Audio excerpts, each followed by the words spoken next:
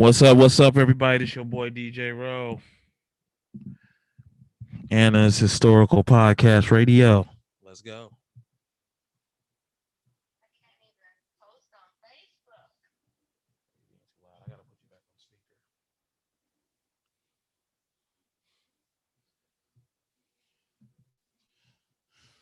Let's do it.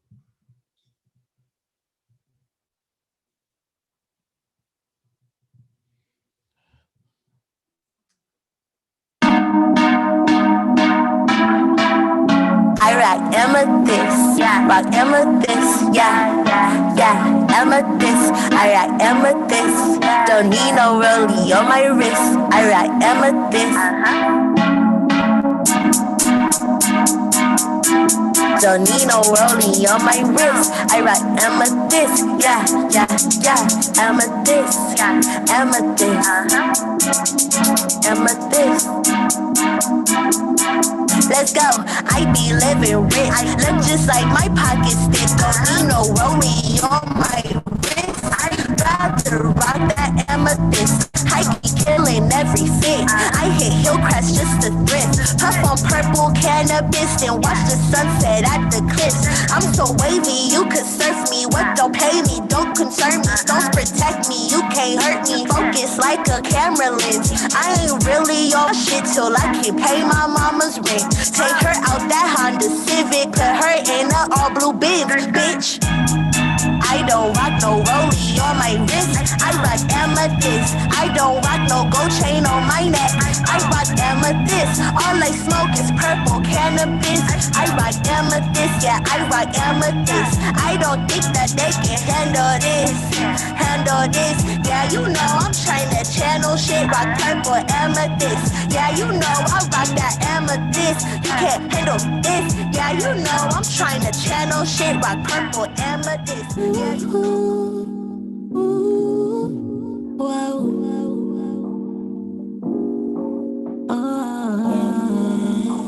tuition, yeah, tuition. Trust my intuition, it be screaming, I don't listen. Try to tell me you a dog, still let you pet my kitten. Told me you just a nigga, my heart swore you were different. Should've listened all along, my gut feeling knew your intention. Intuition, trust my intuition. Think he's the one, my intuition saying different. But I chose not to listen. I must be tripping. Trust my intuition. Why don't you love me? Ain't much competition. My mama told me, but I didn't listen. Watching me grow, can't even glisten while you stuck at home reminiscing. Worry about me while I'm worried about living. Just what I intended based off intuition. I seen the signs, I buy your lies, not pay attention.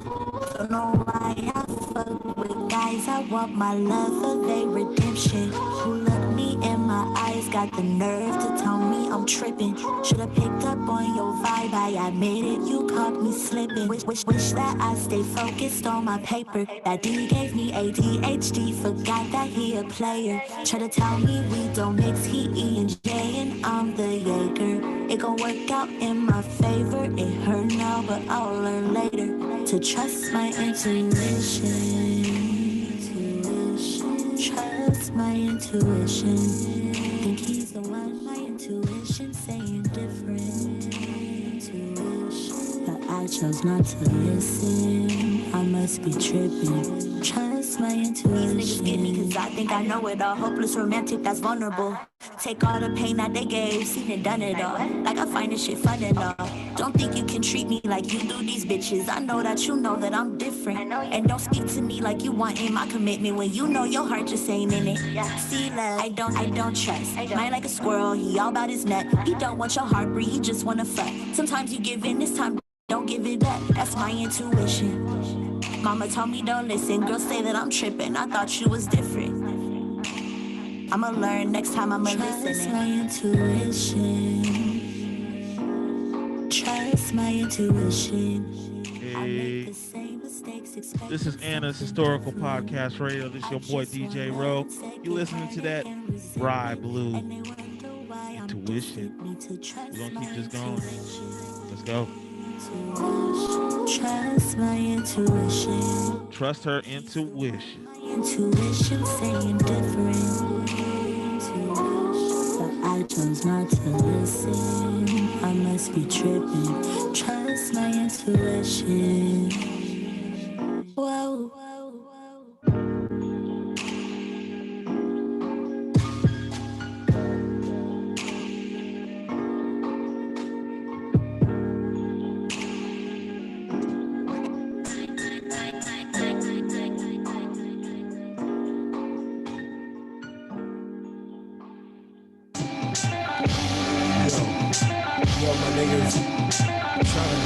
Trying to open up your mouth for this one, my niggas. Get out the box, my niggas. Get out the box. Agedelics, NZ, hip-hop scientists, don't try and just eat your food like fries and fish. You're hella whack.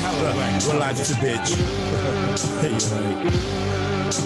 Don't rhyme my pies and bricks, or none of that malarkey. H-God is too hip-hop, don't need to rhyme about my car keys. But we from the Bay Area, East Oakland, too much weed smoking. But niggas got love from Japan to East Coast, and we don't bleed dope, kid. Had to do me Angela, the gorilla, King Kong. Left the same song for the Skrilla. I rep for real, bruh.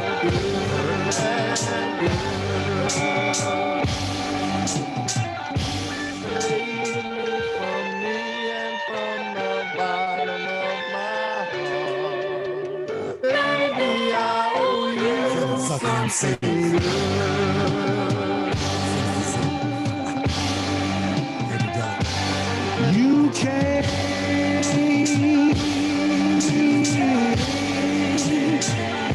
and you saw.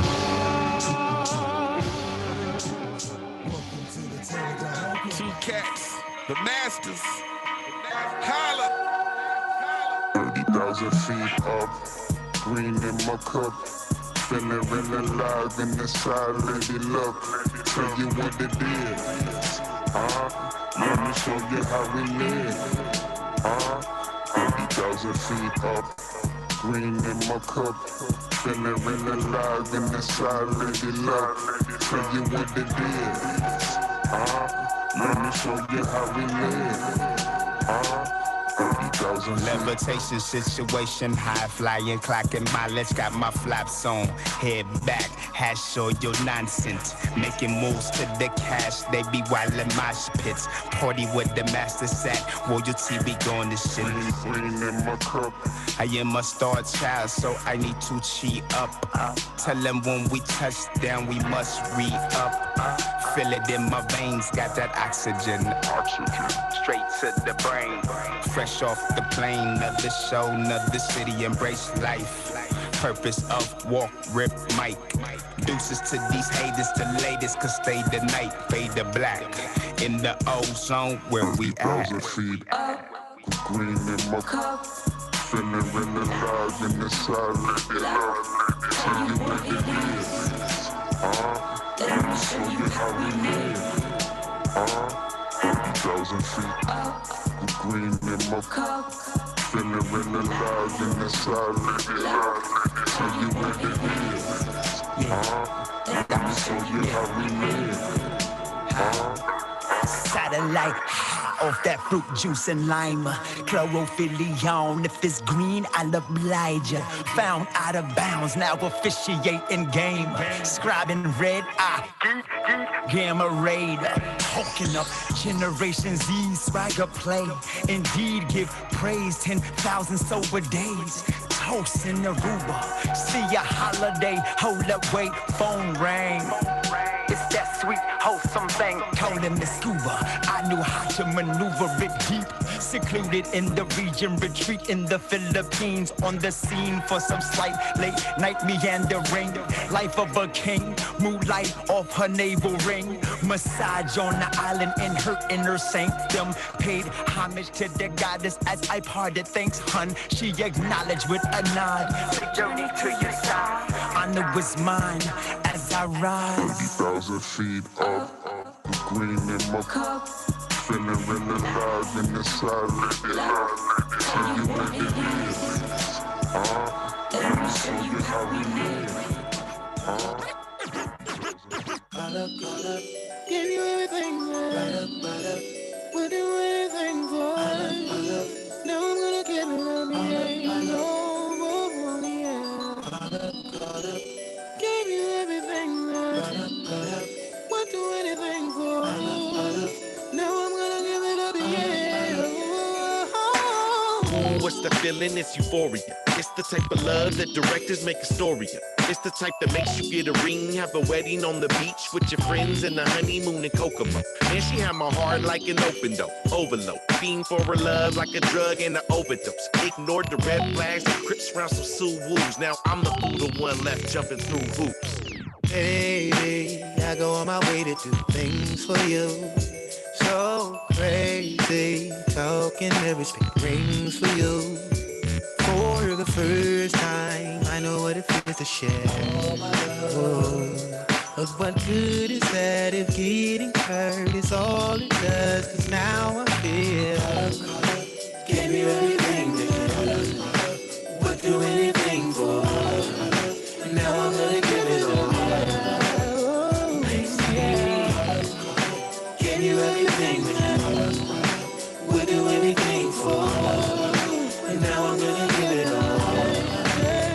Next things that we used to be gone away. Future we supposed to have thrown away. Ignoring all the signs that came along the way. Till now we can't even get along today. Things went back, where to go in time. Time went back, where to go.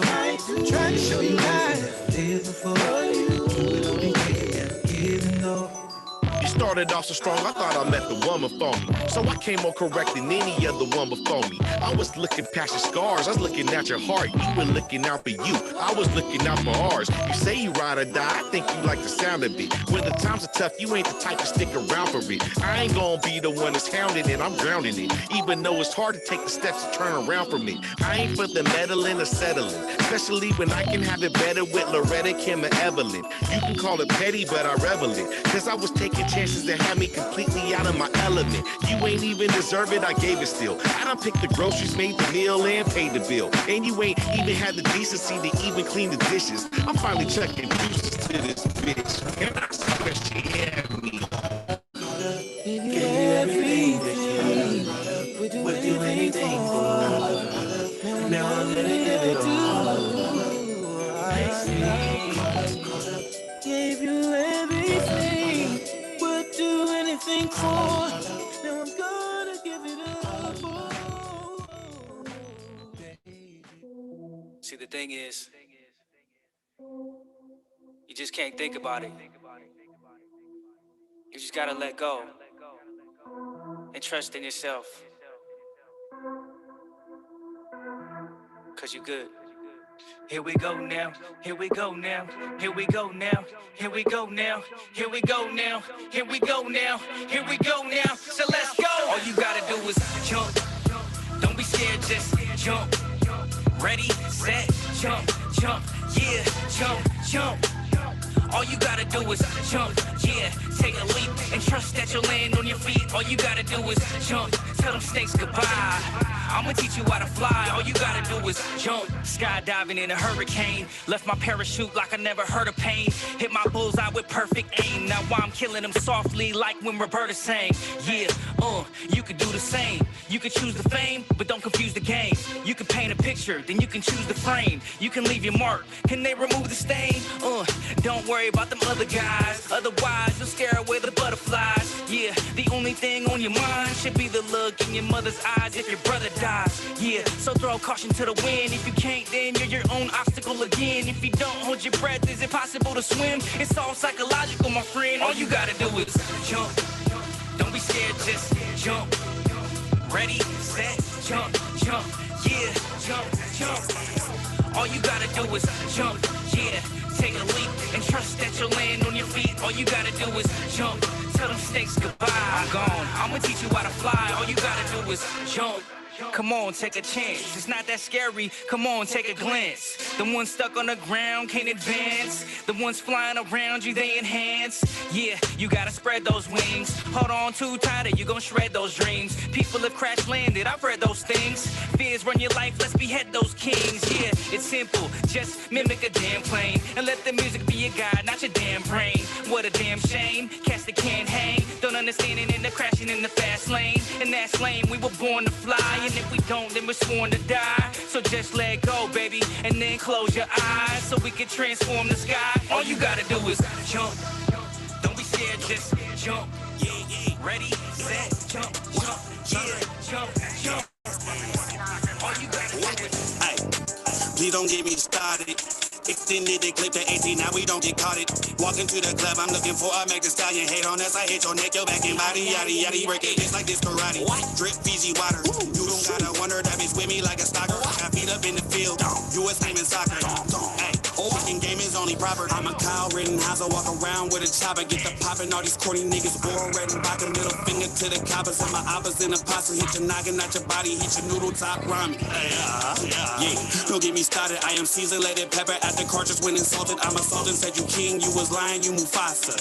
So I stopped them out once I dropped It's a riot in this bitch, 40 goons like Alibaba. It's a dying in this bitch, 45 knock off your stomach. If you die up in this bitch, my ambulance is coming for you. 96 Honda, try me, I get started. Please don't get me started. Extended the clip to 18, now we don't get caught it. Walking to the club, I'm looking for a Meg Thee Stallion. Hate on us, I hit your neck, your back and body, yaddy, yaddy. Break a bitch like this karate. Drip Fiji water. You don't gotta wonder, that bitch with me like a stalker. I got feet up in the field, US women's soccer. Hey, kicking game is only proper. Roma started, got a GD, still retarded. Gang banging, maybe the smartest, don't remember you from the apartments. One call for the copy, little homies, couple of horseshit. Pick whatever, then grab it, cock it. Pick whatever, they can rob and lock it. Chandre, every season I link with Old Bay. I'm trying to get her for the bag while y'all trying to brag legs. I keep it simple while y'all on that with shit, add eggs. Family guy, I got the lowest while y'all that giggity giggity. Carnivore, red to see like a dinosaur. Out in public like Ola Major. You don't know me like Christian Dior. On the floor with a dime. Give me some more like Busta Rhymes. We climax, we commit crimes. If she at Amazon, I'm gonna climb. Feeling like next she in a bind. I got what she needs in time. She got Chandre in his prime, so I need her to get back in line. Tony Hawk, I'm on my grind. Where's Waldo? I'm hard to find. She watching, can't read the signs. Fucking with me costs a fine. Please don't get me started. Extended the clip to 18, now we don't get caught it.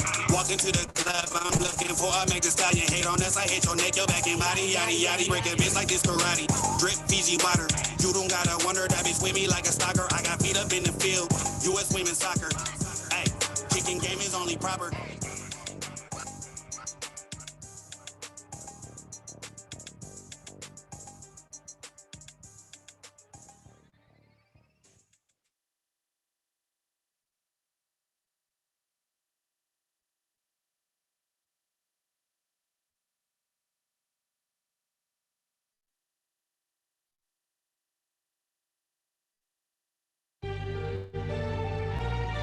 Yeah, we getting this money, we living it up.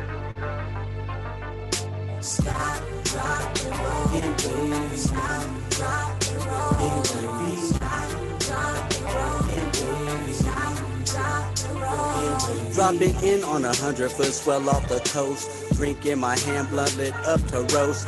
Taking no time to relax my mind. Floating on the 7 seas, leaving folks behind. See, my grind is all about the weed and beat, and the shit that I sip to complete my technique. I'm that freak to street butt naked in the street. For the girls who like my surfboard and their meat, here's a treat. Got you wide open when I speak, as I press fast forward before hitting delete. Ooh, I stink like a skunk on the brink of jumping in the ocean just so I can think. At the bottom, got drugs? Yeah, I got them. And if you need something, yo, no problem. Thumbtack, living life on the road to success. Getting wavy out dispensaries when I'm out west. Stop, drop, and roll it, baby. Stop, drop, and roll it, baby. Stop, drop, and roll it, baby. Stop, drop, and roll it. To 2 a.m. in the morning and we still ain't done. Crack a dawn with this party till I see the sun rising up from the east, drink still ice cold. Rolling up another one because I'm feeling bold. Yeah, I got to be at work before it strikes 6. Got a bird in my lap and she's stroking my stick. I slide in the big, and the girl starts to drive at the snap of the whip. Wild horses on seesaws, penetrating full rawhides and no draws. No flaws, no lumps or bumps on the snatch. I tidal wave smash smooth like a Cadillac. I drive down her avenue. Thumbtack, refuse to lose, to leave it in while I'm busting spread all on the map. I'm Pinocchio, baby, I got no strings attached. Come on.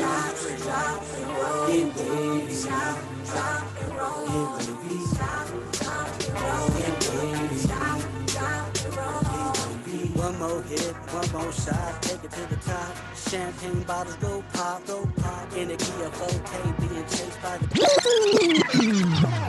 Now normally, my notepad end up like the beach of Normandy. A lot of carnage, a lot of casualties. It's a gory scene on my Robert Horry thing. Big shot Sean, living evidence, proof hip-hop's not gone. Fucking with your bitch, getting head up out her ass. Fuck with you if she had her head up out her ass. Lousy husband, I made a splendid dad. It was like popping the top off a shaking soda, it fizzled fast. The writing was on the wall like hieroglyphics. I was selling bullshit that was very buyer specific, admired and gifted. The murder for hire, lyrics sometimes talents the gas that sets fire to friendships. A 4-alarm blaze, a forecasting the pain is hell, and I don't mean like why it's colder than rain. My frigid heart got my temper shorter than midget cars, but victory got him raising the my extended arm. So if ever you was feeling the feeling to bring you closer to me, let this testimony make you feel as if you're rolling with me. If you're feeling the feeling to bring you closer to me, let this testimony make you feel as if you roll with me. You ever feeling the feeling to bring you closer to me, let this testimony make you feel as if you're rolling with me. You ever feeling the feeling that bring you close to me, let this testimony make you feel as if you roll. You ever feel so sure about something no one can tell you different? You're passionate about it. When you spoke, people compelled to listen. This is a place on life's map people seldom visit. See, success is frightening as failure if you never lived it. The pressure make you give it. Now you tooting, sniffing, and smoking and wilding, which stimulates hypothalamus, increases appetite, but don't get to biting off hours. That's a death sentence. We got 7 direct senses with penmanship and flows. Watch us blow up like meth kitchens. Your hit making is accidental like bash fenders. My hook game is similar to luau cinders. My motives taking places you can't reach on a spaceship, so we are not subject to the current trash on the station. And I could buy my mama a beautiful house of spacious with a garden of prayer so she could feel closer to angels, and get my children any and everything that they want, just so long as they get praise to the Father they came from. So if ever you was feeling the feeling to bring you closer to me, let this testimony make you feel as if you're rolling with me. If you're feeling the feeling to bring you close to me, let this testimony make you feel as if you roll with me. You ever feeling the feeling to bring you closer to me, let this testimony make you feel as if you're rolling with me. You ever feeling the feeling to bring you close to me, let this testimony make you feel as if you roll with me. Yeah. 2021. We still been in the lab, putting in bad work. Put me on, put us on. Cognac. Aye, put me on. Trying it on. Stack a million, then I'm gon' get money when I want. Say something, say I won't. Get mad when I don't. I get mad when I don't. Trying to get on. Stack a million, then I'm gon' get money when I want. Say something, say I won't. Get mad when I don't. I get mad when I don't. I've been gone for 1 minute, so I owe you. I step out Sunday with my church shoes. Cognac, find me on the top shelf. 10K to put in work, I should hold a belt. Moving independent, now I got it, and I'm going up. How I move, get it silent, still be showing up. Put me in the game, put me in, coach. I've been shooting in the gym, till you see the stroke. Coming through in the clutch like it's Dame time. 6th man of the year, I go get mine. Use a fan, you should clap a little louder. Spectating in the crowd, mean mug, use a follower. Dirty game, play to win, gotta break rules. G-code, beast mode, that's my only move. Coach Scotty got me running, that's a line drill. Colorblind, strange things, took that blue pill. Put me on, trying it on. Stack a million, then I'm gon' get money when I want. Say something, say I won't. Get mad when I don't. I get mad when I don't. Trying to get on. Stack a million, then I'm gon' get money when I want. Say something, say I won't. Get mad when I don't. I get mad when I don't. I'm living my life like I'm supposed to. In VIP, pull up on me, do I know you? $1,000 views, stays for no boo. You was poppin', now you old news. Everywhere I go, the hoes choose. I ain't gotta say it, but I told you. Hard work and dedication got me dictating.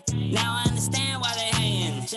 Show no mercy when it's game time. But at the end of the night, I'ma get mine. Throwing more money in the air, I don't care. They asking about me, I'm everywhere. It's Put me on, trying it on. Stack a million, then I'm gon' get something, say I won't. Get mad when I don't, I get mad when I don't. Trying to get on. Stack a million that I'm gon' get money when I want. Say something, say I won't. Get mad when I don't. I get mad when I don't.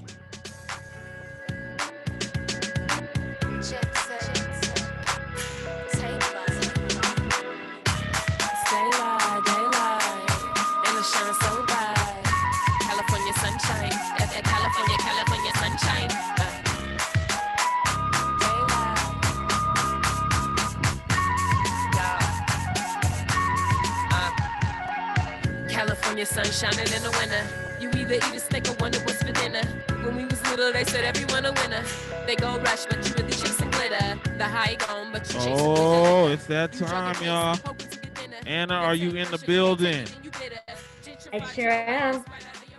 You ready to do this? We ready? We ready to get down? Yeah, I am. Welcome to Global History Radio, everyone. Yes, yes. How's it going? How's your day? It's good. Starting up here. Hey, I wanted to give a shout out to all the artists from San Diego before we go, because a lot of the music I played just now is from San Diego. They're all Trika's people. Oh, okay. And so, man, they got some good music, man. So, you know what I'm saying? I'm gonna have to find a way to hook up with some of them, man. But they was doing it, dude. I was over here grooving, dancing, doing my thing. Yeah. Yeah. Okay. Shout out to all y'all.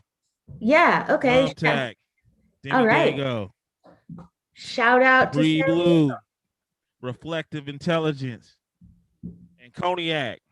Okay. I'm saying the whole San Diego thing. Okay. And JA. I mean, they got like a whole little thing going on out there, man. It's dope. It's pretty cool. Cool. I just wanted to shout that out real quick. Very cool. Maybe we can get some of them on the show sometime.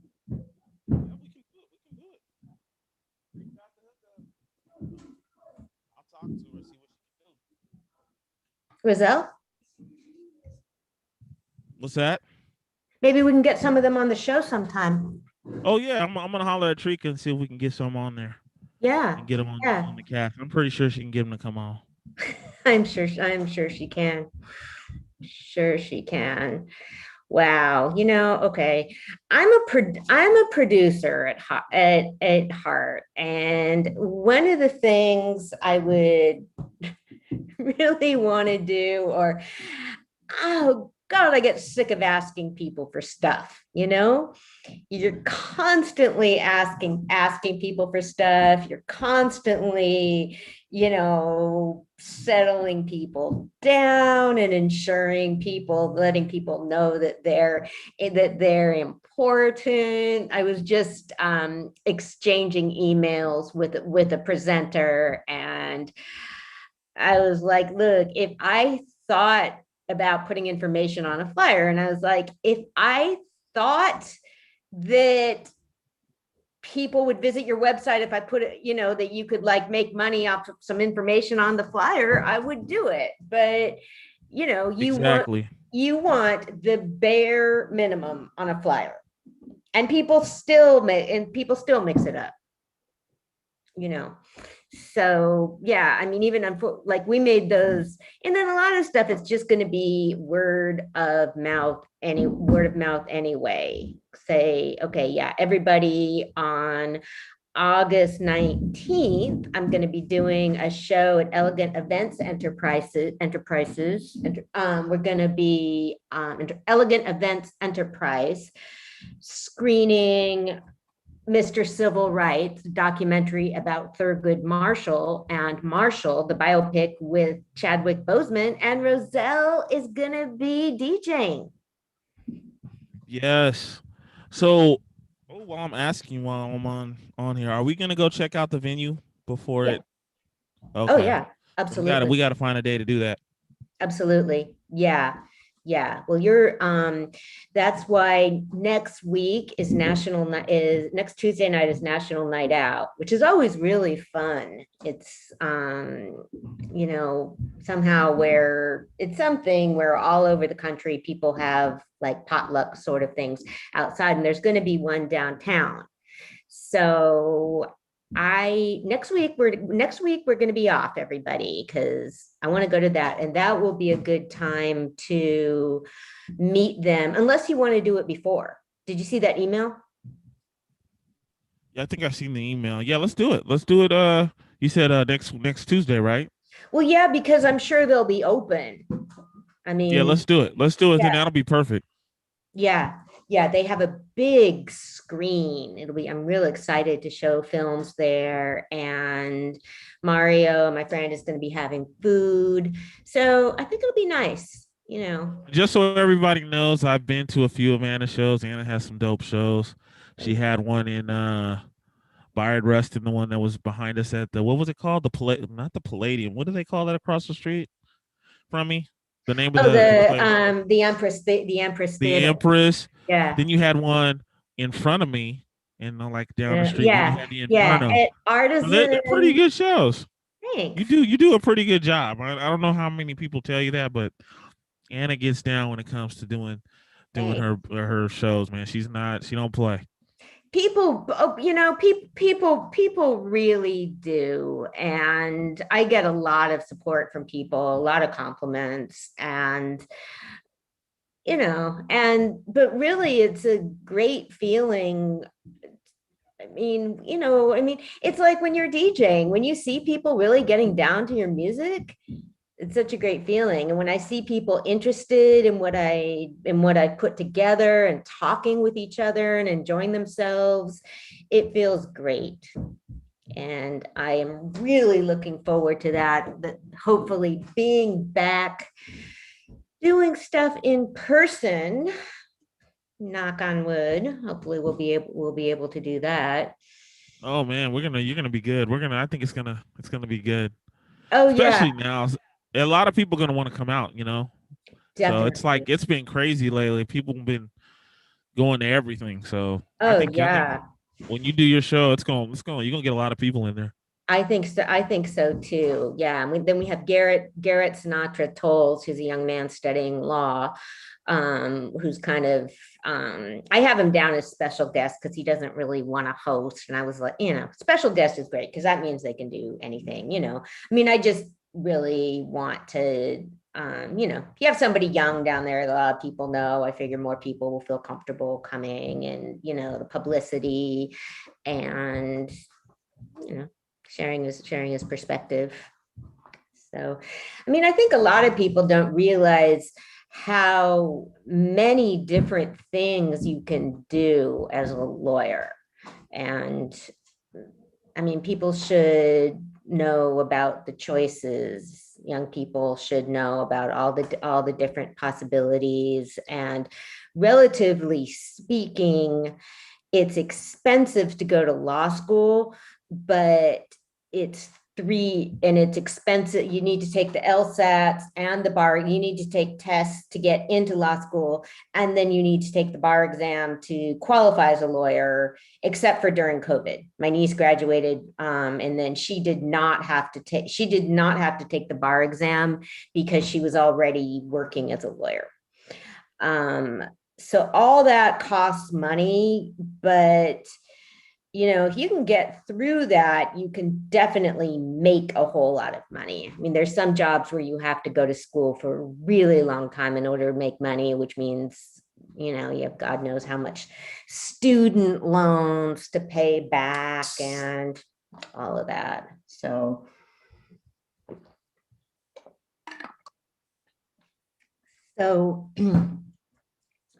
have you followed any of the, well, today was the first day of the start of the congressional hearings on the January 6th insurrection?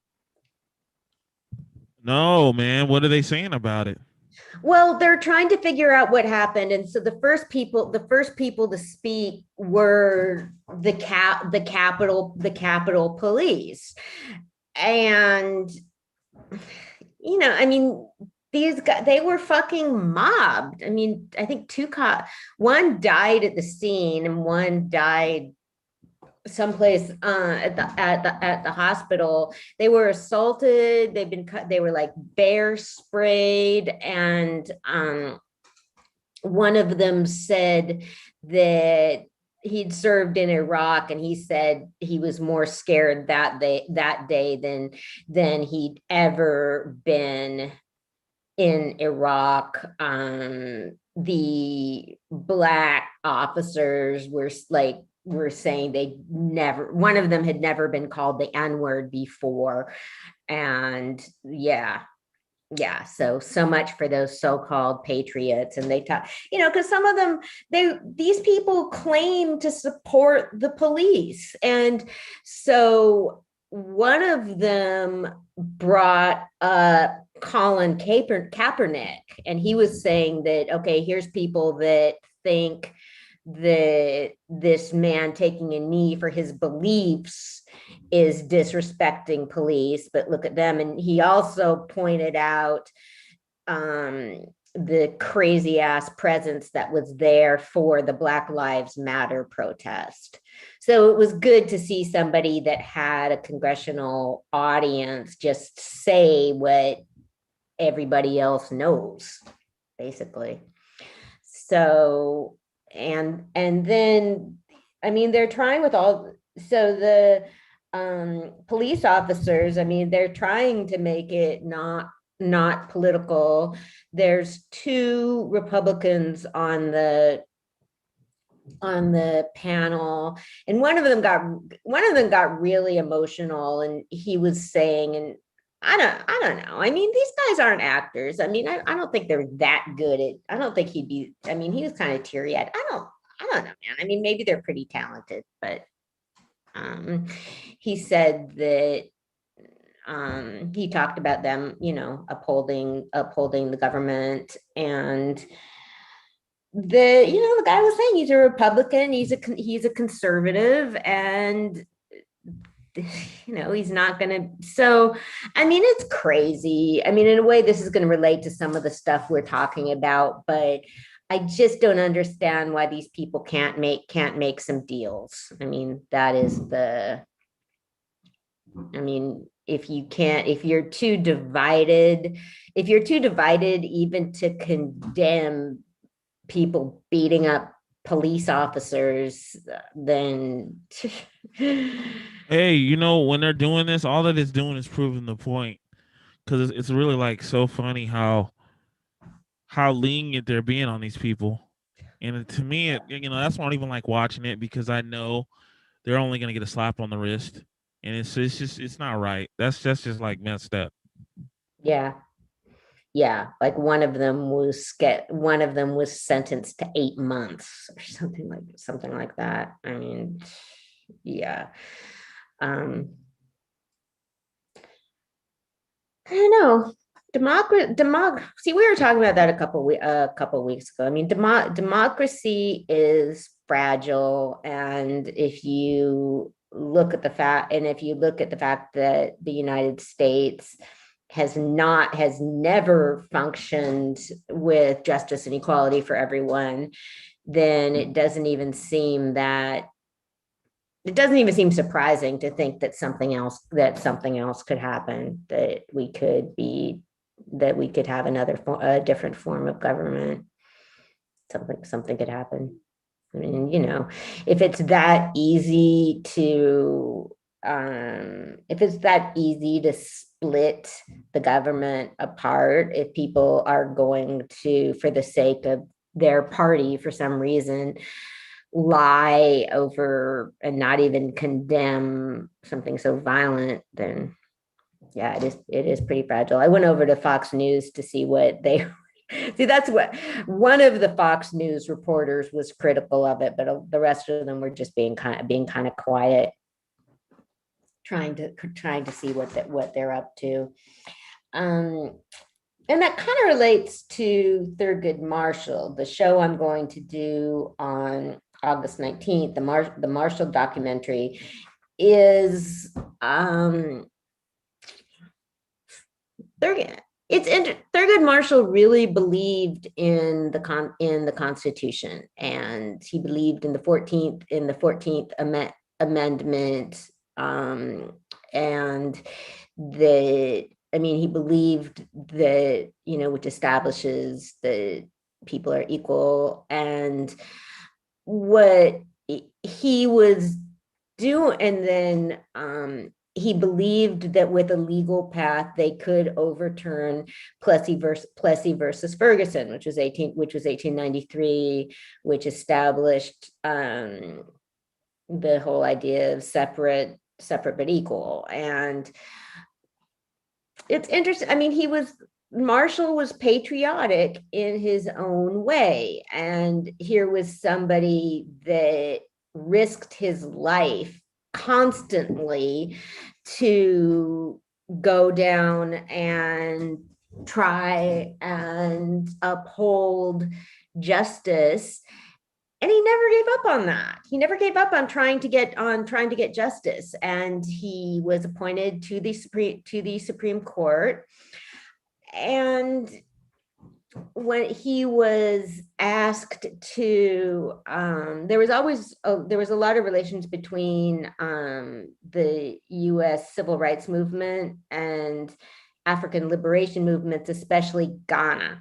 And Marshall was asked to help write the Constitution for Ghana. And he said at the time that the US Constitution was flawed, but he still thought it was the best. So, I mean, it's going to be interesting because I spoke today with Mick Cowett, the director of the Marshall documentary, and I was concerned that he would be unhappy about showing the biopic. You never know with filmmakers, but he was pleased. He thought it was great. He likes that biopic. I mean, for the same reasons I do, that it takes just one case once, and that's the story. Because I mean, you know, Mick was smart because he pretty much covers the first half. He pretty much covers pre-Brown v. Board of Education in his documentary. I mean, you have to limit things, and you're better off just covering less ground and really explaining it. So it's going to be cool because in the documentary, they are explaining, I mean, why Marshall's taking this case and what's important about it. That is all part of a bigger strategy. So, hey, what's up, Facebook? How's it going? I can't see too much on my live of my friend Calvin was supposed to be on tonight. He is MIA. Okay, so we'll be working on that. And then, okay, the House Ethics Committee announced Monday that it would not launch an investigation into the arrest this month of Representative Joyce Beatty, Democrat, Ohio, to voting rights protest in a Senate office building. Okay, so they're not going, you know, I mean, she's like a fucking lawmaker out demonstrating in support of people being able to vote. So, you know, thank you for your work, Representative Beatty, and you're a brave woman. We were talking today about bravery.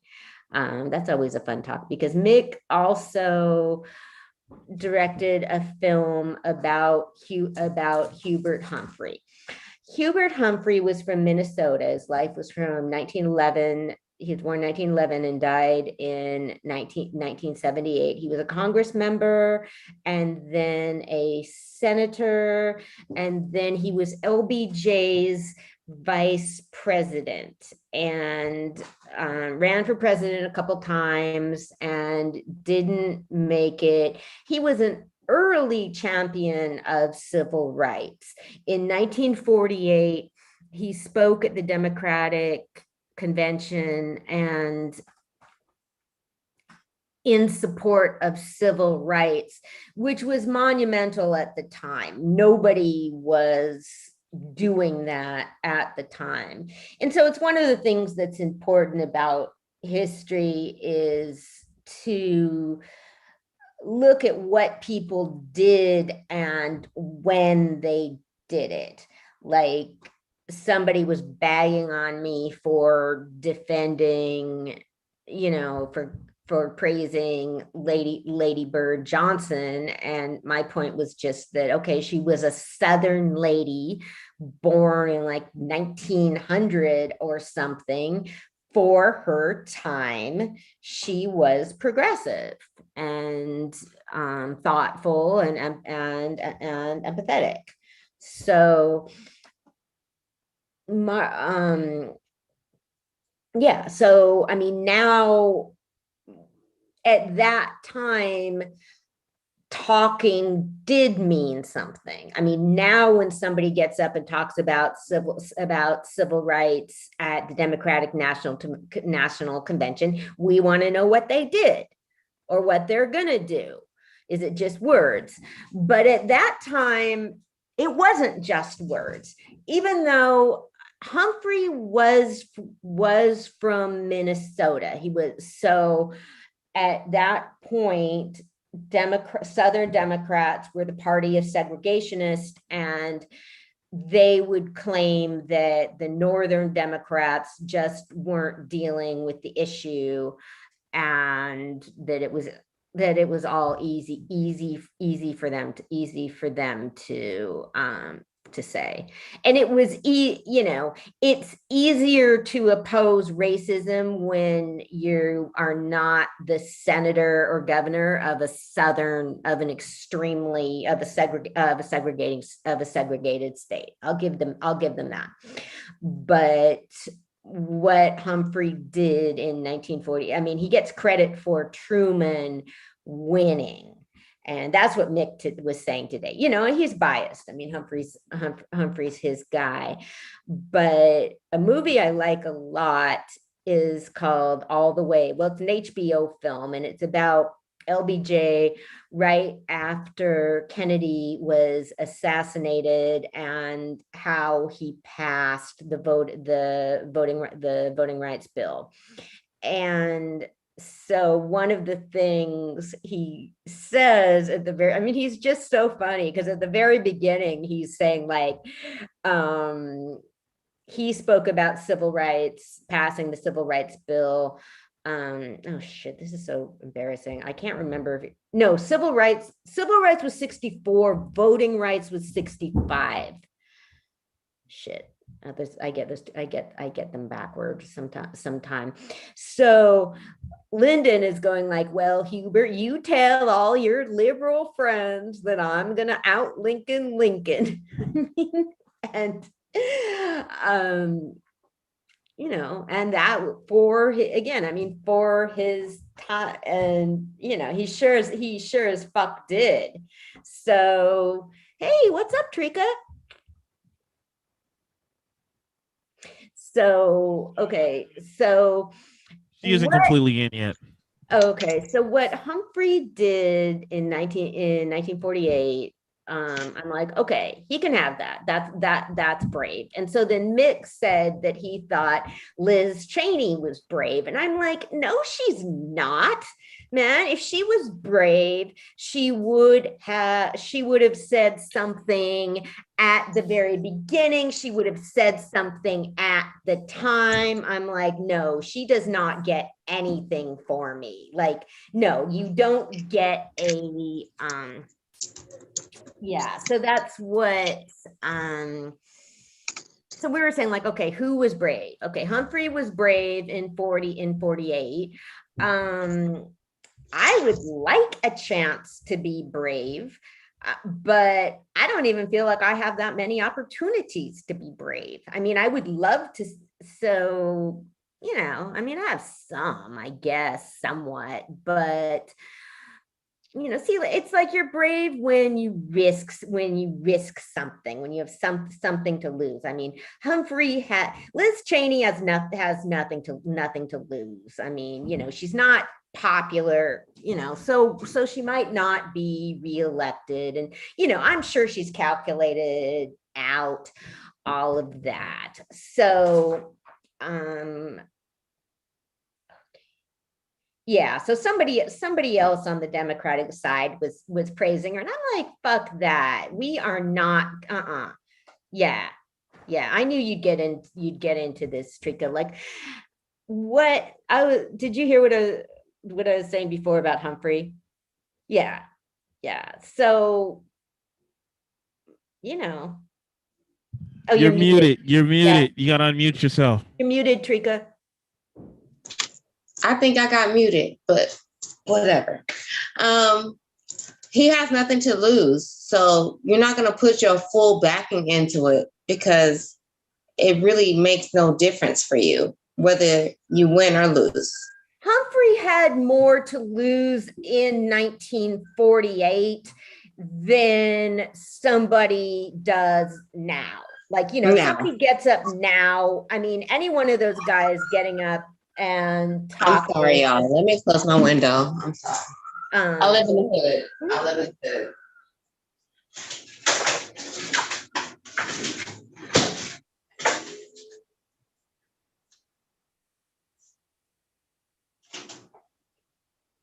Okay, yeah, back to that. Yeah. He had a whole lot more to lose back then. Exactly. Because the stakes were higher.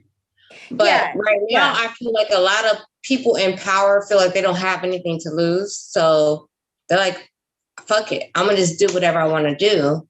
And they don't care about who it affects. Yeah. Yeah. Well, he had, because at the time, I mean, Humphrey was facing not being able to pass his agenda, not being able to do anything at all. So, I mean, it was easier for him than anybody from a southern state. Mm-hmm. But as they constantly pointed out to him, but yeah. But really though, Anna, like, really, does that make it any better? Like, you had a better stance in the southern states. The southern states were so stupid back then. Like, they really didn't function in a normality of, respecting human beings. So in 1948, it did. And so, yeah. Okay. So now, like, we do not give a shit if somebody hasn't done anything. Like, no, we do not give a shit what they're saying about justice. They have to have credibility behind their name. Exactly. And why is that? Because just because you don't have credibility behind your name doesn't mean what you're saying isn't credible. Oh, I'm real big on on people needing to have credibility, and the more privilege you have, the more you should be able to back up what you're saying with action. And I feel like, I don't know, like, for me, like, what I was saying, and I probably feel really different if something really was threatening me. I don't feel like I have an opportunity to be brave. I don't really face, I face like some bullshit for speaking out, but it's nothing in the big screen, But Anna, I heard you say that earlier, and I want you to know, you have just as much power in you acknowledging that. And you do have a chance to be brave. You just got to take it. Nobody's going to give it to us no more. Got to go take it. Well, to me, and you take it every day you take it every week when you do your podcast. I do. But when I look at people, when there's people like Congresswoman Beatty, there's people that, and now with like the voting rights, there's people that are facing assault and all sorts of stuff for exercising their rights. So, like, I want to ask you this. Do you really feel like that we have rights? Who do you mean we? Oh, all of us, but we can break it down and compartmentalize it. Do you feel like, honestly, I wasn't talking about like the separation, but now I think about it, Like, do white people even have rights to speak out and, you know, say something worth giving without getting that scrutinization from people who are not understanding of that? And then I have to flip it on the other side. I'm like, well, do they even give us rights to speak up for ourselves? I'm a woman of color, obviously. My afro is tied down, but I mean, do I even get that same opportunity that you would get? Yeah. Yeah. So it's kind of like a double-edged sword when it comes to that. Well, yeah. And you know, I mean, I'm not like for me, I mean, I'm not facing being fired or losing my home for speaking out. And so those are the big fundamental things to me, and just the hugest divide pretty much. And and I feel like when someone like me speaks out, I risk losing everything. Yeah. And I'm not gonna say that it's gonna make me stop. I'll lose it all because I can't sit in injustice. I can't sit in that gray area of the in-between. And I just feel like some people do. They take their privilege, they run with it. And there are people like you who don't just take their privilege and run with it. Like, you use your privilege to go get more knowledge. You get your privilege to get more knowledge out and put it out on your podcast and, you know, and spread that knowledge. You don't just sit back here like, I'm a white woman, I got it all good.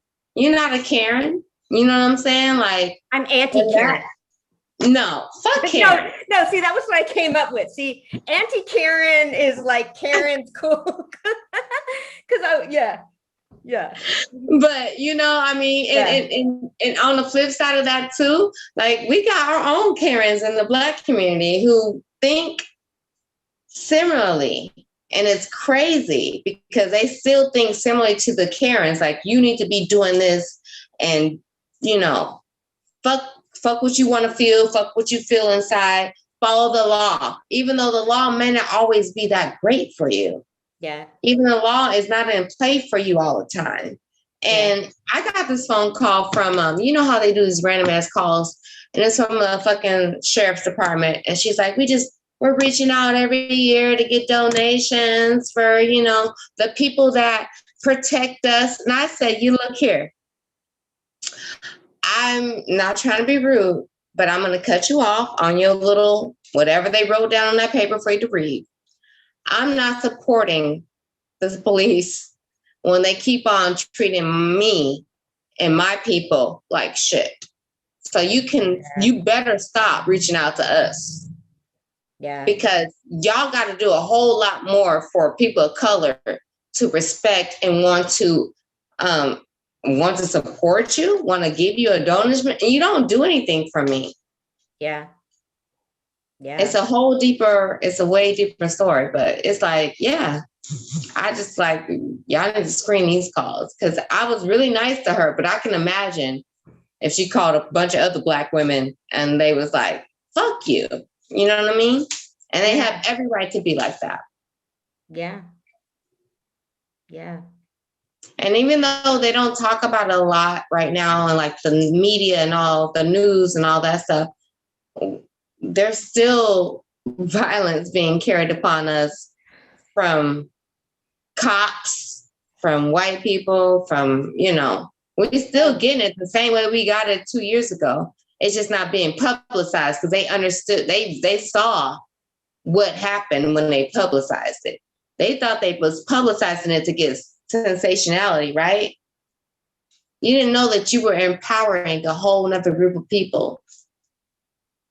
Yeah. Yeah. So we were, okay. So this was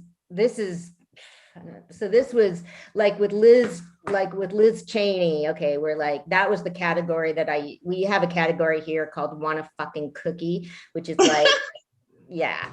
And this was the Dallas police just apologized to the mother of a 12-year-old boy who was murdered in 1973 by a cop playing Russian roulette. On a 12-year-old boy? Yeah, 12 and 13-year-old that were accused of stealing $8. They were handcuffed in a police car, and and the cop went to jail because I saw that and then I saw that the cop was prosecuted, was convicted of murder, and I was like, I never seen that before, but it was like, well, he served 2 years. So how do you serve 2 years for murder? Murdering a child, yeah. Murdering a child. I have family members that are in jail right now for attempted murder for longer than 2 years, and they're not getting out before 10.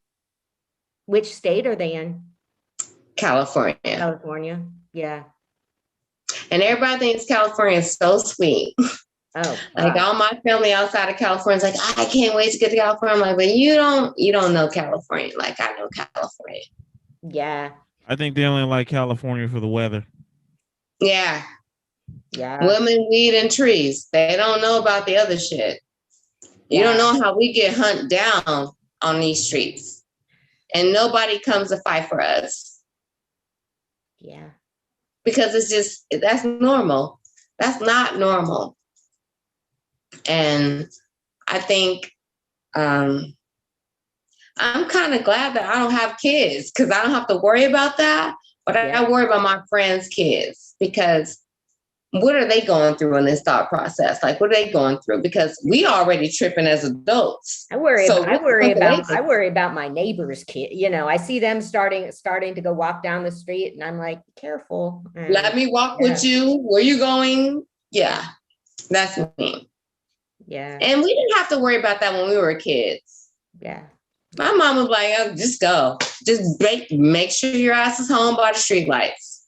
Oh, okay. Here's some real historical stuff I'm getting to do, which I'm real happy about. There's a lady here in Vallejo named Brenda Crawford. She's going to turn 75 in December. She's a lesbian. She was born in Jackson, Mississippi, and that's harsh. Yeah. And so, I'm an archivist. I document people. People always say like, yeah, we'll do it sometime. But since Brenda has a stroke, she slowed down a little bit. So I'm getting to interview her, and I'm recording it. It will go in her archives, or else like there's a National Black Lesbian Historical Center that she's part of. And so she was talking about how when she had to when her grandma was working, she'd send her to the corner store every week, every day for bologna sandwich and a knee-high and an orange knee-high. Because when people are old, they remember, or anybody, because like she'd say a soda, and I was like, okay, well, what kind of soda? People remember that stuff. And I was asking her the names of her teachers. So she's talking about going segregated schools and buses, and the first time she rode on a plane and the planes were segregated. And so I was like, we just started, and she's appreciative. And I'm like, it is an honor. It is an honor to. That is a complete honor to be able to have a conversation with her. Yeah. Because she has so much of our history stored in her. Yeah. I don't know if I'm from the South. I'm from Arkansas. Yeah. But I've lived in California for the majority of my life. And it's just crazy how you hear those stories about how they used to do certain things. And I'm going to let a little cat out the bag. When I was younger, my grandmother used to send me down to the corner store to get liquor and cigarettes. Yeah. Wow. And it was never a problem. Nobody asked no questions. I'm all of 6 or 7. Wow. Going to pick up a couple Budweisers, a pint of vodka, and some fucking cool cigarettes. I didn't know what the hell I was doing. But the simple fact that I think about it right now is like those adults knew what I was doing. Yeah. And it wasn't that big of a deal. But nowadays, you worried about your kids smoking that shit before they get back home. Because one of the things that about that though is when we talk about how there was less things that happened back in the day, that is also because stuff, there wasn't as much publicity, and also the experiences. One of the things, I learned that my dad did. He's a pediatrician. Early in his career, we start researching sudden infant death syndrome, and because that is something that was affecting more people of color and lower income people. And people were just like, okay, your baby died, bye. They didn't give a fuck. They didn't give shit. So what they started to do was just count, like, okay, and then assign a social worker, because until you get those numbers, then you can't do anything. And so they did some of the same stuff with pedestrian safety and playground safety, because there's always been accidents and stuff, and especially in a lower income neighborhood with busted up play equipment and streets and stuff. And they don't report that.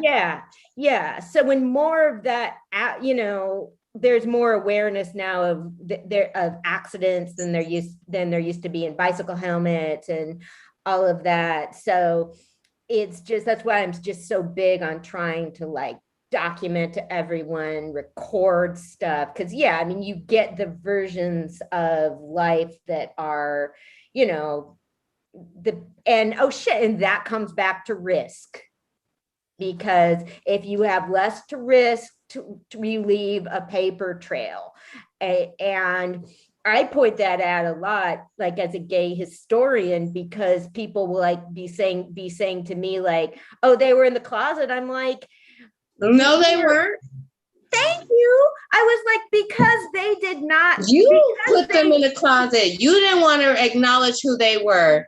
There's a lot of people that were never in the closet. Well, I'm like, okay, there were people that lived their lives, that had relationships. And so like, they were in more danger about like putting stuff down in letters, but it's not, I'm not going to go say that. I'm sort of like, if I know about it, then there weren't closet, where at J. Edgar Hoover now, that was like a, closeted, possibly passing person that was like taking it out on everyone else.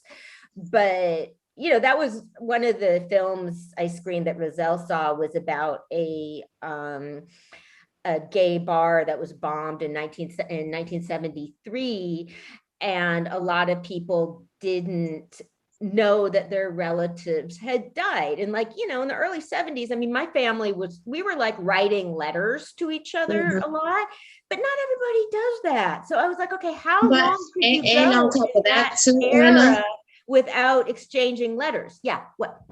And on top of that too, is a lot of the family members didn't know, because they couldn't come out openly to let them know, hey, I'm gay.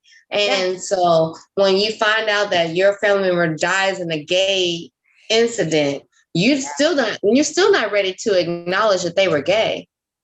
Some were, some weren't, but they also I was like, okay, how long could you even go? Like, okay, if you didn't hear from your relative back then and your relative lived in a different state, how long could you be going before you'd start? And that's because they knew. A lot of people know a lot of things. They just, as long as they don't acknowledge it, people feel like it doesn't exist. But like if I don't acknowledge it, people didn't correspond with each other as much, because there was one family that was like, we didn't ostracize our relative. We didn't know where he was. We didn't know what happened. Because, in 1973, you could go a lot longer. I even remember when I was a kid, there were people that didn't have phones. Yeah. Yeah, and I wonder how the hell did we all meet up as kids if we didn't have cell phones? Because I always knew where all my friends were. And like, well, that's how we need. I feel like social media it's helpful. It is very helpful, but for the kids, it is not teaching them anything on how to be productive human beings and be able to make social connections on a human level. You can talk to any fucking robot online, but to make a human connection and say, hey, I don't like you, you don't like me, or as opposed, I like you, you like me. You know what I'm saying? It's that energy between me and human. But I think that society is pushing us farther and further away from that because it's easier for you to control someone's mind if they don't have any attachment to reality. But yeah. I was one of the problems that people are having now is teaching their kids to say please because of Alexa and Siri. They're like, they're so used to that they don't realize that you're supposed Alexa, to say, play this. Like, can you say please? I just want Alexa to say, can you say please one time? Can you say please and thank you? Yeah. And I say please and thank you so much. I'm like, oh, excuse me, ma'am. Excuse me, sir. And everybody's looking at me like, what's wrong with you? It's like, I'm just Southern. Like, I was taught manners. Even though I live in California, I was taught respect. And that's not just respect of your elders, that's respect of everybody. Everyone deserves respect. Yeah, they do. They really do. So, okay, I want to give some Native American news. We've been indigenous people. Okay, we've been covering the indigenous schools in Canada. This is they were just an indigenous nation in Canada was just awarded like $70 million because there was mercury in their water. And so the money is going to be used to build a care facility for the people with poisoning from the mercury. And okay, so what happened when Flint had all that shit going on with their water? Did they get anything? This is not yet. This has been a long legal thing, but yeah, it's bullshit. I mean, I don't understand also like with all the celebrities that were supposedly they fell off and they jumped off shit. They did, because they could have like gotten some lawyers to get settlements for Flint. But Flint is still with dirty water to this fucking day. And it's been almost 10 years now? Yeah. And I don't understand how that is possible. And we worry about all this other extra shit, but you ain't worried about people with clean water in a whole fucking state? Yeah. I mean, and that's one of the reasons that I like Keisha's book so much is because you read that and you're like, a lot of people there's kids that are hungry in the United States. And like with Flint, there's people that don't have. But we're supposed to go and feed the kids that are not hungry in the United States. Yeah.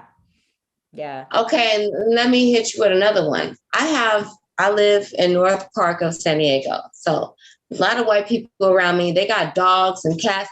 They walk all these pets and step over people.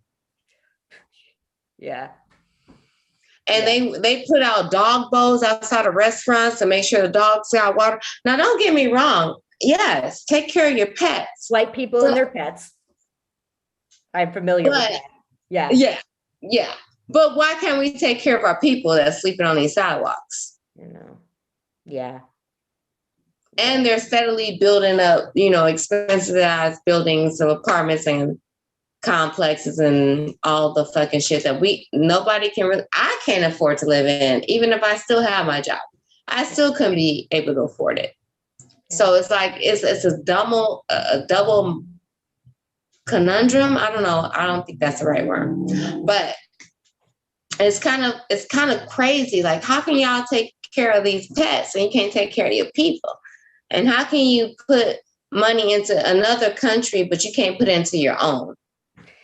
Oh man, remember the member Central Park Karen and well, yeah, why a lot of white people got pissed at her.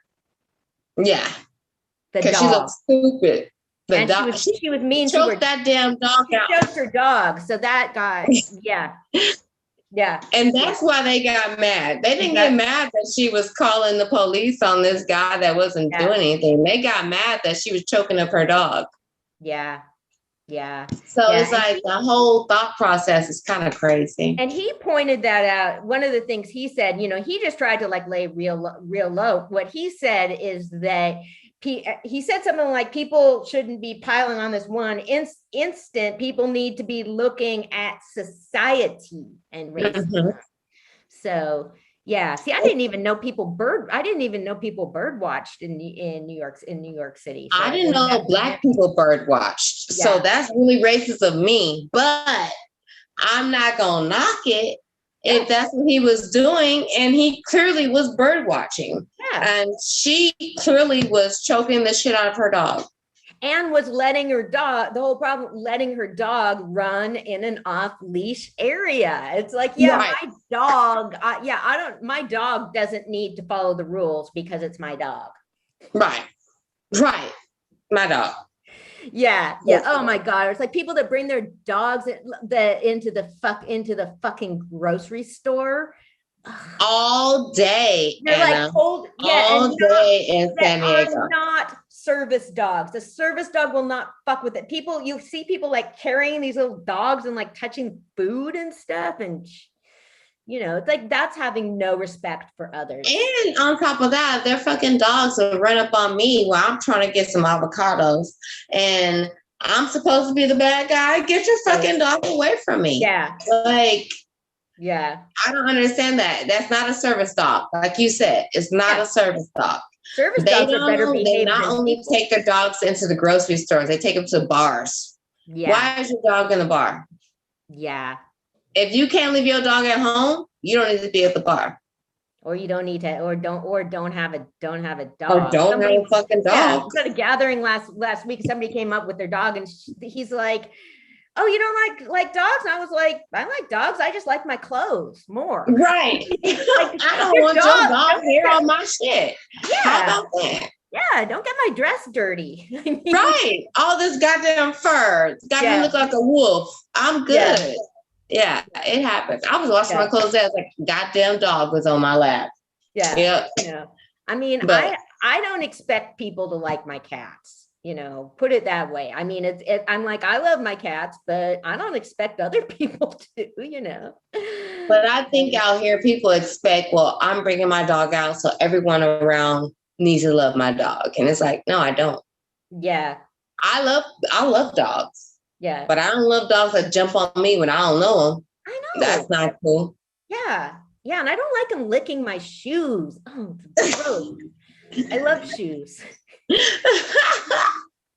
Anna, you're so funny. I love shoes. I do too. Clothes and books. Those are my loves. And my yes. Yeah.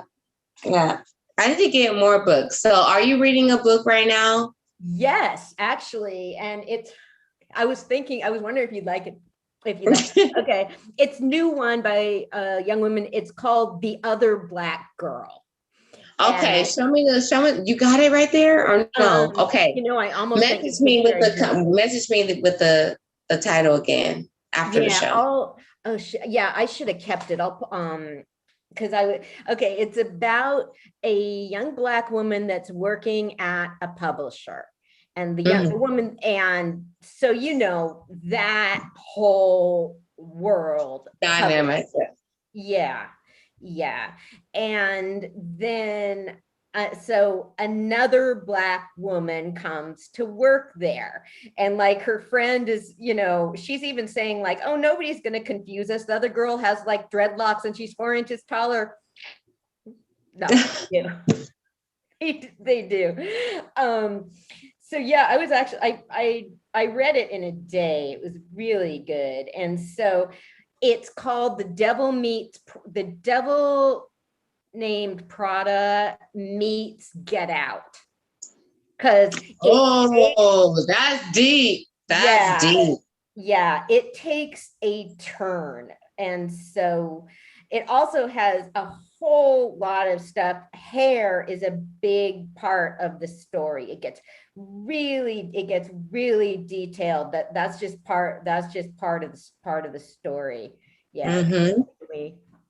I feel like a lot of people don't understand how deep the hair journey is tied in with our evolution as Black people. So, everybody, it's called The Other Black Girl, and it's by Zakiya Harris, and there was a bidding war for it, which is awesome. She got a lot of money for it. So it's kind of the circuitous thing because she worked in publishing. The book is so, you want to say like, oh, okay, how many people in publishing want to go read a book about racism in publishing?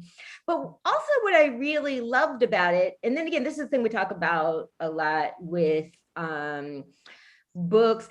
A lot of it was about being in your 20s and ambitious. And, I love the parts of her going out with her friends and figuring herself out. Yeah. Drinking. And I even, because I remember especially like that age, I mean, going out a lot at night, and it would get later and later, but, not needing to sleep. Never. That feeling of like they're at a reading and they're like, okay, wait, she's, Burford's like, we're going to miss the last bus. And she's like, well, I'll pay for a cab. Just so it has those touches that I just loved. It had that spirit. Realistic. It's very realistic. Yeah. I've done that. I'm like, fuck that. We'll just tap it on, lap it up. Somebody's sitting on my lap. Just put the money in. Who cares? You know what I mean? Like, when you are that young and you're vibrant, you don't think about the extra shit. You're just trying to enjoy your life. Yeah, it really got, I mean, and then a lot of, hair is a big part of the story. And, one of the things, she doesn't explain the parts about the hair either, you just need to look it up because, because of a book I was reading before, I now know about. You knew what she was talking about. Yeah, I know now because I was reading a book before then. But I think it will be, I'm pleased, and it's being made into a Hulu movie. Oh, nice. Yeah. Because that's just, people getting their stories out. I mean, that's, because, the people that can like look at Flint and look at George Floyd and all of that, like, you need some stories too. You need to be able to try and learn like with your left brain, your right brain too. Learn with your left and right brain. And just understand that our stories are all different. Yeah. They're all going to be different, but there are similarities in a lot of these stories that people need to pay attention to. And know this, it's not an accident. It's not coincidence. There's a reason why these things are repeating or repetitive. It's because it's something that needs to be addressed. And I think a lot of people really just want to just push it to the side and sweep it on the rug instead of dealing with it. Even if you don't understand it, like say, for instance, because you're from a different culture, you may not understand my Black hair journey, but listen to it. Exactly. That is the most. Listen to it. And if you listen to it, it'll make sense to you. Yeah. It's logic. And look shit up if you don't know what it is. Me and my friend, Tamala, who does my hair, I was talking about it with her because we both like follow this woman on Facebook named Needy Okorafor, who's just brilliant and all of that. And people are like dumb enough sometimes to ask her what she means about something. I'm like, no, man. I'm like, if I don't know what she's talking about, I go look it up. Look it up. Yeah. I'm here to teach, but I'm not here to teach. Yeah. Like I'm gonna give you the basics, but you got to do the research for yourself. That's not for anybody, not for just one person. That's for all of us. Yeah. I've learned some things. I'm like, someone said one thing to me and they're like, I'm not about to teach you. You're a grown ass person. Okay. Go look it up. Here's something. Okay. Yeah. Here's something you've probably heard. help me understand. Right. That's I'm the not Karen help line. you understand shit. Help me yourself understand. Yeah. Yeah. I can't help you understand because I probably don't understand. Like, I just know this is what I experienced. So and I think a lot of people, they depend on that crutch. Like, oh, well, someone's going to help me. Like, no, go learn it for yourself. Yeah, or you have. It means so much more when you learn it for yourself. You have to make that leap. Actually, that I think that is definitely part of the problem with internet culture too, because like, oh, I looked this up, I know this. Like, no, you don't. You need to think about it too. If you don't think, you can experience, talk, all that shit. Yeah. Don't just think that you read some shit and you know something about somebody. Go talk to somebody that you was reading about and hear what they got to say. But bring something to the table. Don't expect them to give you all their information and you're going to be almighty knowledge power all the time, all of a sudden. No. And be fucking grateful and appreciative and, Because a lot of the shit we don't have to tell you. Yeah. Yeah. And then you'd be left in the dark. And that goes for everybody. Like a lot of shit, people don't have to tell you anything. But there's a lot of things that I've learned that if I wouldn't have went and reached out for my own information, I wouldn't know the truth. Yeah. I wouldn't know that I didn't have to go to college to have an important job. But because I didn't research that, my only option was go to college, then you get a job, but you got all these debts to pay your college bills off. That was like a normal that was the routine. Did you have a good experience in college? I had a great experience in college. Yeah. The only thing that I am regretful for is all the money it took me to go through college and how I didn't have the financial literacy to manage that better. Yeah. Yeah. Yeah. I know a lot of people that got like mightily fucked with that.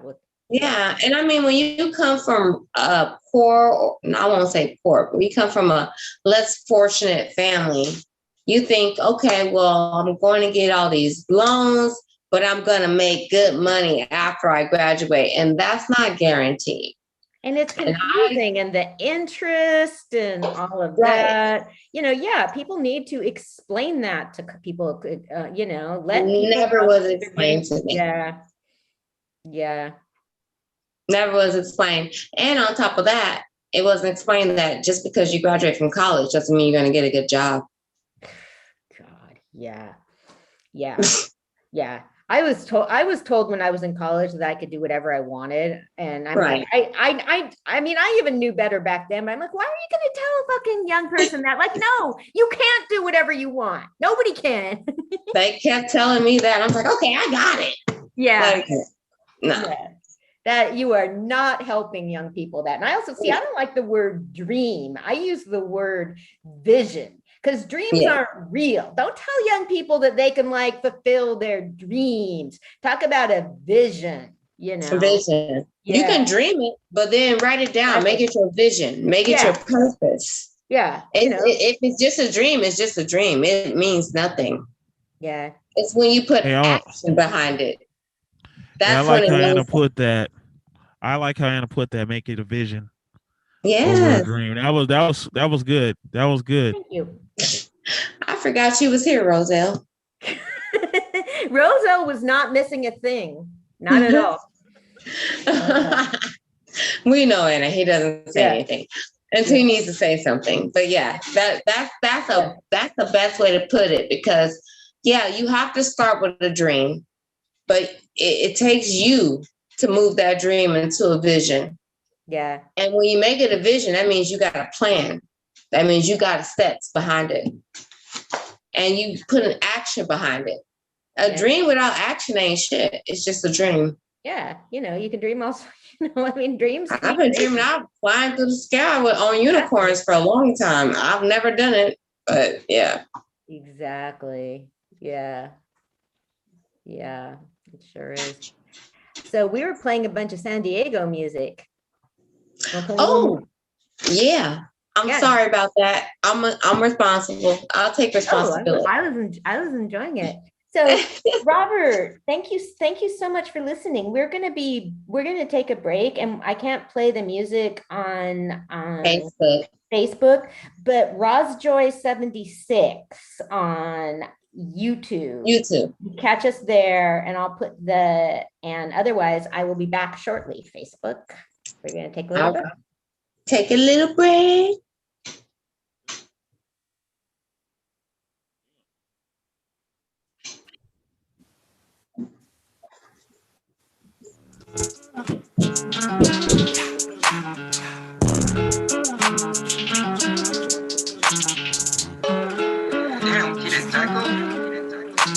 We protect game, don't follow those. Move them numbers on that El Chapo. We don't stop, no. Count it up.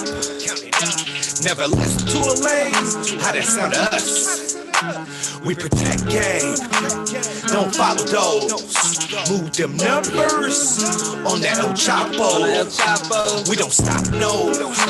Count it up.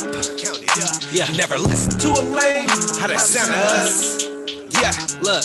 Me listen to a lame, how that sound to us. Ape City 2020, yeah, we counting up. Had to get to the back, then ran it up. Try to play me, Glock gon' back him up. AP on my wrist, yeah, I'm acting up. Yeah, I heard niggas mad, start backing tough. El Chapo, I send a nigga up. Midnight, broad day, I don't give a fuck. Blessed. Yes, I'm feeling blessed. Look at my wrist and my neck. I kill me a nigga and down to respect. You talk about gas, but you not a threat. 762s turn you to a mess. I'm trying to run up this check, and these niggas mad I took off like a jet. I did it all for the fam. You niggas know who I am. ACD bitches the clan. I'm trying to get to these bands. Niggas gon' hate, but they really some fans. Got a gun, but I heard you a runner. Hella broke, damn that's a bummer. Ape City, we been hitting numbers, and this shit gon' turn up the summer. We protect game, don't follow those. Move them numbers on that El Chapo. We don't stop, no. Count it up. Never listen to a lame. How that sound to us? Okay. Wonder why they make it hard to thrive. Gas them up, but you don't get to drive. The blunt, the green is in your eye. Race the top and then you get to slide. Back in school, at least you got a break. Life's a game, they don't want me to play. I'm the key if you think you a gay. Friends a fan, but now we don't relate. Why the truth is never overstated. Watch the news, simply go complain. Chasing cash, I know I need to change. Ex-slave, just let her rock they chains. Slave patrol is cops with a new name. Dying crops, I'm dancing for the rain. Eat the bread and go against the grain. Can't be hit by stain in my brain. My shit turn color into diamonds. I hit most kick 'em right and pop up, I'm flashing like lightning. I gotta eat like a lion. Every I got was provided. I see a sheep fuck the diet. Easy to ruin, divided. No proof when you blinded. Just wanna buy my own island. Studying this game on Poseidon. Mike is a right. I'm whistling at a star. I'm swimming in a dream. You're my chocolate bar. I'm your mocha cream. We can chase the stars and find out what's to me. I open up my heart. I woke up in a dream. I woke up in a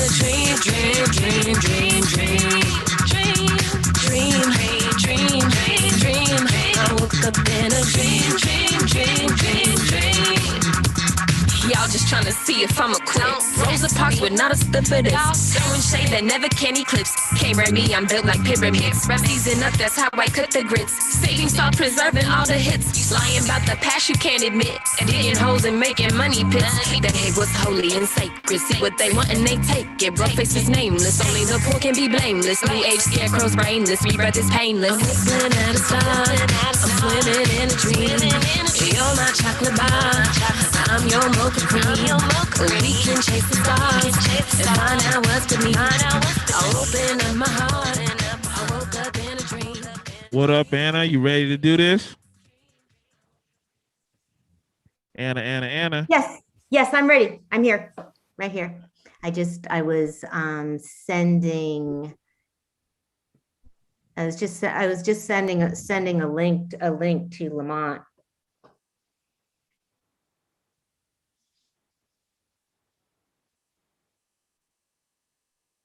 Yeah, it's so funny. You can't always see it's weird. I can't see who's listening while we're on. A friend of mine was telling me last week that like he watches our show like after it's been on. I was like, that's so cool, man. It's like, it's just amazing to me. It's so cool that people want to listen. It's very cool. Okay. I think people are waiting for us. They're waiting for people like us to come through and give them that space. Like, hey, you're not the only one that thinks like this. Yeah. I mean, it's a great feeling when I used to run an open mic. I did that for 2 years. And so that's why I was telling you, I'm like, especially, I mean, I'm a producer in some respects. I mean, I love going on and talking, but I also love having people come on and talk about stuff I don't know about. And, it's a blessing. It's a blessing to be able to have the platform and have the opportunity. And you know what, Anna, if you ever see anything that you can help me with my show with, please reach out to me. I welcome that. Because the big thing I did when I was starting to do a show was go on YouTube and just listen a lot to speeches and there were certain like newscasters and journalists that I like. So that was the biggest thing I do, just really paying attention to how people spoke. Right. And I think that's what I've been doing, not knowing I'm doing research, but I'm like, oh, let me tap into this podcast. Yeah. I like how they're presenting it. I like how they're structuring it. I also understand that my podcast is different than everybody else's, just like yours is, you know what I mean? And that's what makes it authentic, and that's what draws people to it. So I'm not going to copy anybody else's shit, but I take notes. I definitely take notes. Yeah, make stuff your own. Yeah, I mean, I just went for years and years where I just felt like I did not have anybody to talk to about stuff, and so so that was a big deal to get a chance to do this. And man, see, one of the things I think about doing some point is a retrospective. We've been doing this since 2017. And wow. Yeah, we have gone. I just came on board last year, so I know nothing about what y'all been doing, but I respect it. Like you build it up to a point where this is your show, and you know how you want it run, and you know what you're going to talk about, and this is how we're going to do it. Well, but you also are very supportive on everybody else's shows. Oh, good. Whether it's, being in the silent mode or being in the front seat. And I just want to tell you personally, from me, I respect you. I love that you support my show. I love that you share it. You're one of the very few people who share it. Really? And I know that makes a big difference, because even if they don't subscribe, at least some people can get a message. And that's why I always try to put your show out there all the time. I'm a fucking political science fucking crazy person. People don't know that about me. But I love what you're doing. I love what you're. I mean, I appreciate so much when you tag me on stuff, and it means a lot. We have real different perspectives on some stuff, but I think we definitely have similarities too. You're real independent. Yeah, I try not to be. You try not to be independent? Yeah. Really? I mean, because people take that word and they try to floss it into something like, I don't need no help. I don't want no help. I don't need support. When in introspect, some of the strongest people that people know need the biggest support system ever. And I don't think a lot of people understand. They're smart about using it. So, okay. So the guy I was talking to today is the filmmaker for the Frances Perkins film that I'm screening and the Thurgood Marshall film. He also did a film about Hubert Humphrey. And yeah, we were getting into the 1948 thing. It was really cool to meet this guy because, and so I said right off, I was like, what inspired you to do a film about Hubert Humphrey? Which is funny because I could just as well ask him like, what inspired you to do a film about Francis Perkins? He was from, because he's from Minnesota, but he was talking about how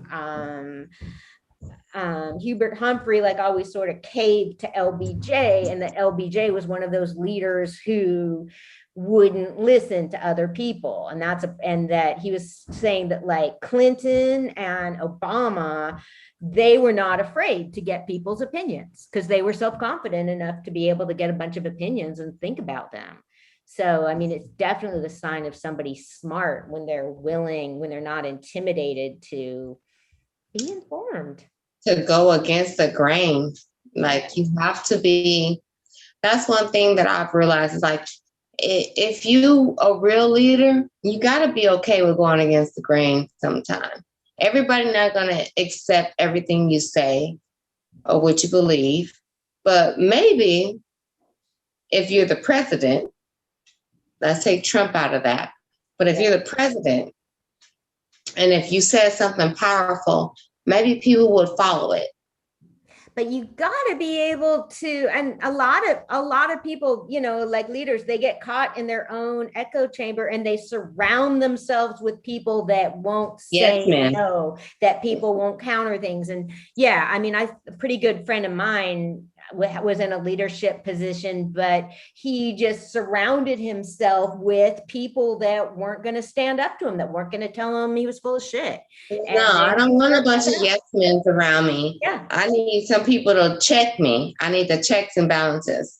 Like, yeah, it sounds good, but is it good? Y'all, like, let me know. Like, I think that a lot of people really want to be surrounded by those type of people as opposed to being surrounded by people that are going to push you. Yeah. And it's just like, have some perspective, I mean, I had an issue like, I don't know, one of my friends didn't like, and I'm like, I just told you what I thought. You don't need to do it. What do you care? I mean, you don't have to agree with it. Yeah. I was just. I think people feel some type of way. It's like, yeah, we can have different opinions and still be cool. We don't have to think the same way. We were not put on this earth to think the same way. Yeah. We're put on this earth to do what we're supposed to do. Do what's in your soul. Do what's in your spirit. You don't worry about what nobody else thinks, but society treats us so that you need to conform, and the conformity is problem with internet experts. I had this issue with somebody was like coming at me about Bayard Rustin. It was like somebody that's seen a movie about him. I was like, I've read a bunch of biographies. I study him and all this. I was like, I am telling you stuff. You can't tell me shit.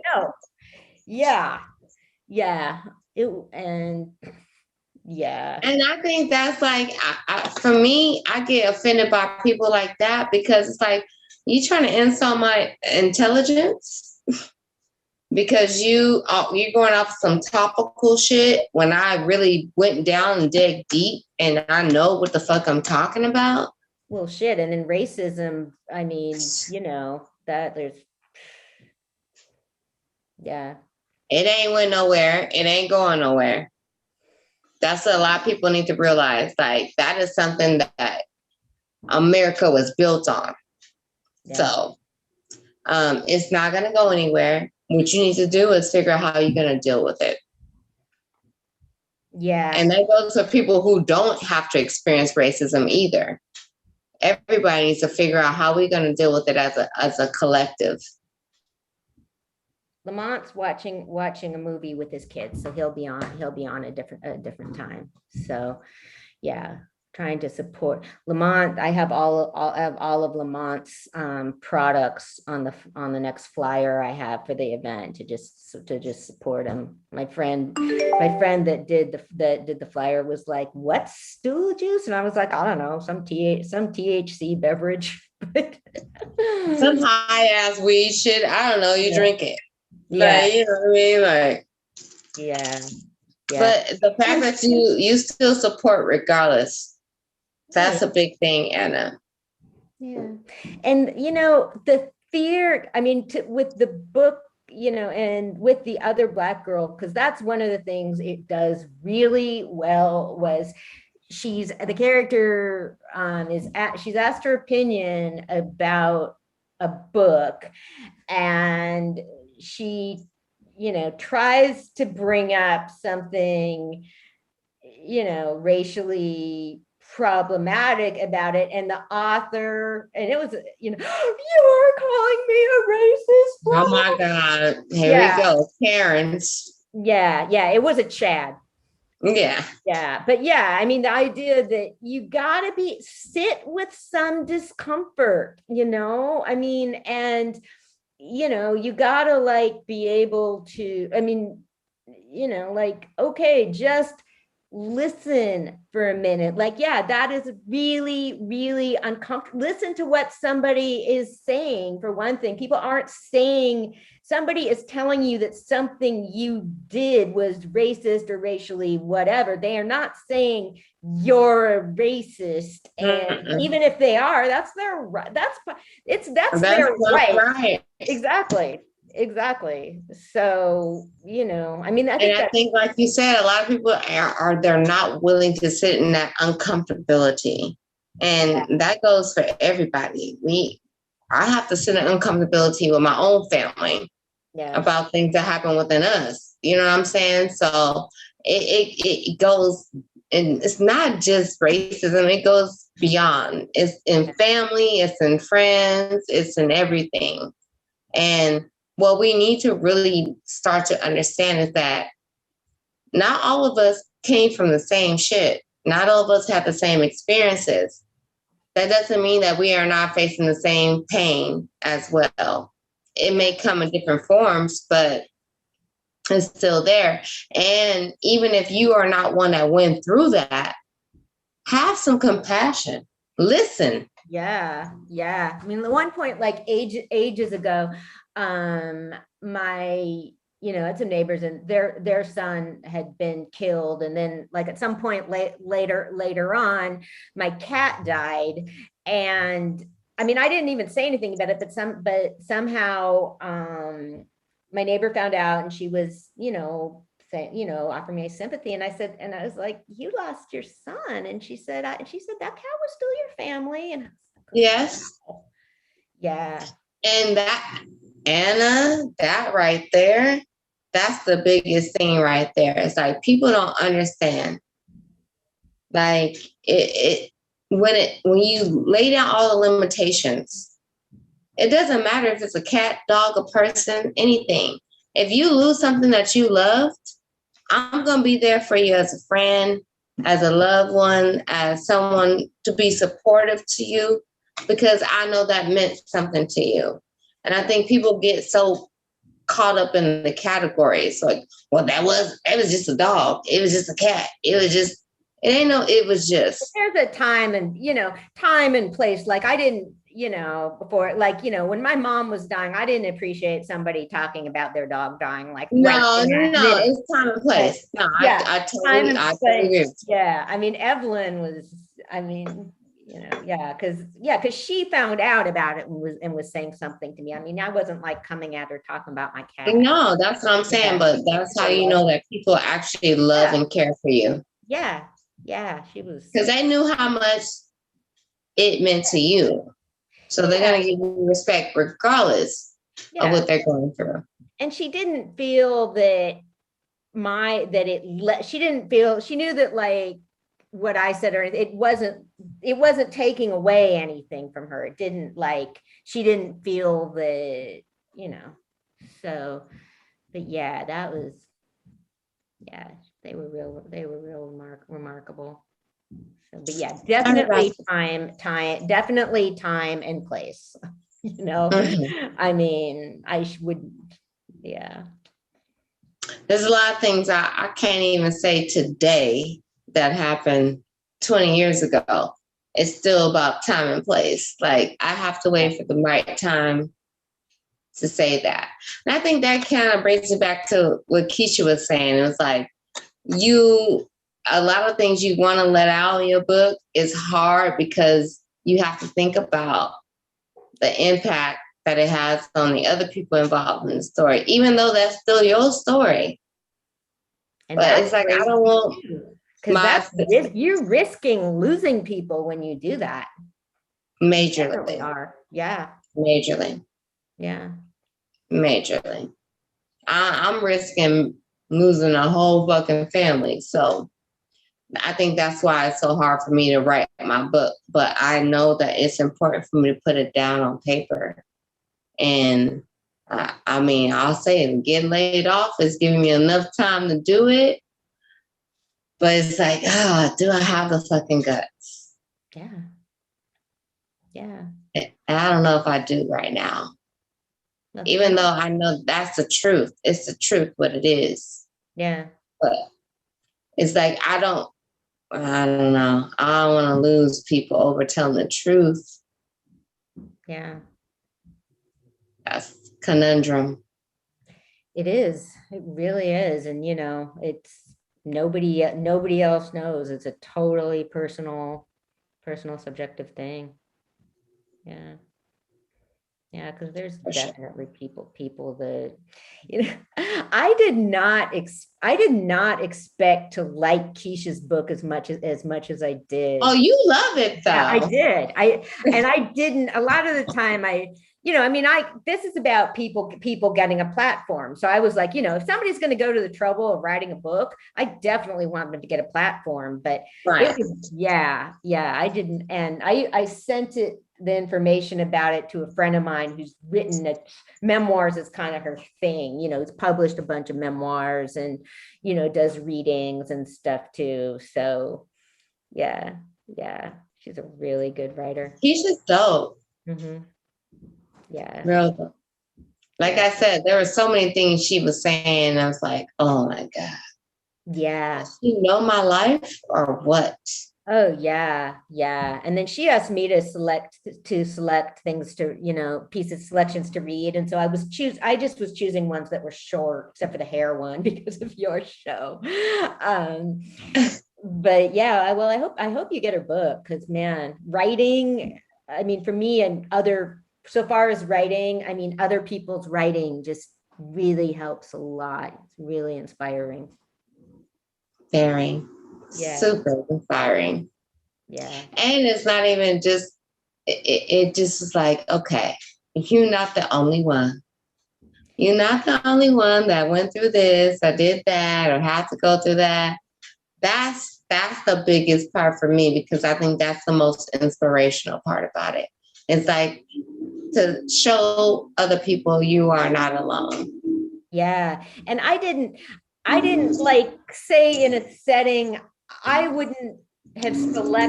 did not select some of the real, even more emotional graphic stuff, because I felt that like, I don't want to just be like, I don't want somebody to be listening and, you know, and traumatized or something. So yeah. Trigger.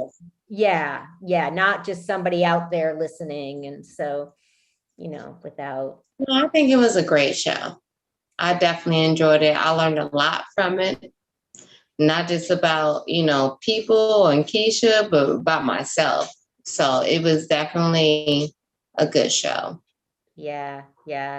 She's awesome. I heard her speak on another friend of mine's podcast. So yeah, I gotten a couple people. The esthetician lady that we had on here was from my friend Jamila's podcast. So I have to connect with her. I had completely forgot about that. Oh yeah. She'd be great. She'd be great for your show. I mean, I wasn't even too sure what she did, but again, I was like, okay, well, here's somebody promoting her stuff. I'll have her on, because I didn't have that much to say about it. But you know, again, she's like putting herself out there, and you know, and herself was not just about esthetician. It was about mental health and self-growth and all that stuff. She went really deep. That was a good show too. Oh yeah.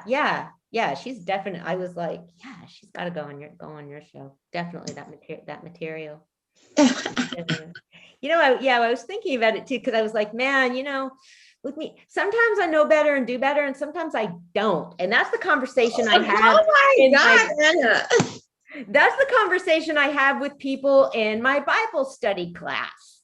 in any Bible studies I'm in, because they're talking about, people will like bring up, oh, the children of Israel were like whining and terrible and they got left behind and they saw all this and they didn't know. I was like, they didn't know better. I was like, I do stuff like, I can know stuff and still fuck up, That's the whole premise of know better, do better. It's like, you might know better and you might try to do better, but it's a process, it's a lesson. Yeah. And just continue to start to learn and know better, and then you continue to do better, and then you continue to be better. Like it's a process. Yeah, it doesn't happen all at one time. Yeah, because I was that's the name of my show, and I still don't know better. So yeah. Oh, it's lifelong. But I was like, no. I completely get it. You can know, man. If all it took was like knowing the right thing to do, it would be, it'd be simple. It'd be easy. It takes more than just knowing. You can know all the fuck you want, but unless you start doing, the knowing part doesn't matter. Exactly. Yeah. Okay, so Hobby Lobby. Okay, Hobby Lobby is one of these real conservative corporations in the United States. They're like anti-gay. They were like fucking with like not paying for people's birth control and all that. They have a Bible museum in Washington, D.C. I would love to check that out. I think that would be really interesting, but they're just getting nailed. The Epic of Gilgamesh is one of the oldest written stories in the world. And it's Sumerian, which is the part of the world that's now Iraq. And they need to return some of their shit to Iraq. Looted, go back. That's the big thing we follow here. Send stuff back to the people that you took it from. Right. Oh, thieving ass motherfuckers. Yeah. Don't people be taking. I don't understand how people be taking stuff for other countries like that. Like, how you take major artifacts and claim it as yours? Exactly. When you know that it's not yours. And that's what they did. And, when I was a kid, when I was younger, going to museums too, I just, you're like, look, I just never thought about, you're looking at a case of something, you're like, oh, cool. You don't really think about where it came from. But now, how much stuff do you think that we saw in museums as kids that was stolen? Have you ever thought about that? Yeah. That shit just hit me right now. I used to love museums too. Yeah. But how much of that shit was stolen? Do we know? Well, we were, because there was a museum I used to go to when I was a kid that had a mummy, and I really liked it. And I went back there when I was an adult and asked about it, and they're like, the mummy was sent back. It wasn't suitable, and I was like, huh? Yeah, because y'all stole it. Yeah. That's crazy. I never even really thought about that until just now. Like, I love museums, but how much of this shit is really yours and how much is stolen? Exactly. And it's hugely. And probably the majority of it was stolen. Yes. Yeah. By, the colonists. And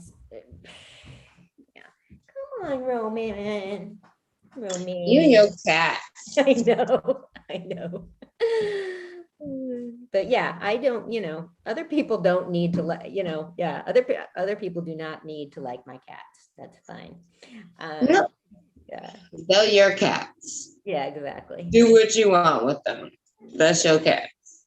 If they don't like them, fuck them. Who cares? Yeah, but it's cool. But I do not. I will not. And if somebody has allergies, I don't even want them to come over because they're going to be uncomfortable. But I'm like, no, I do not expect people to let my cats climb on them if they don't like. I literally watched like 3 hours of cats. You did? Acting funny and attacking people and attacking dogs, and I was just in here cracking up. I'm like, cats are fucking gangster. They are. they fucking be plotting on people and all this shit. Like they will go and hide and wait for you and know when you come. I was like, oh, how does that cat know that? They do. But they plot. Yeah. Yeah. Yeah. Mm-hmm. Yeah. Their intuition is high. Yeah. Super high. Yeah. I'm a Leo, so that's why I kind of relate to cats. So yeah. Oh, so is your birthday soon? On Sunday. Good. Yeah. Wow. So when's so are you is your show gonna celebrate or? Oh, we didn't even talk about that. They should.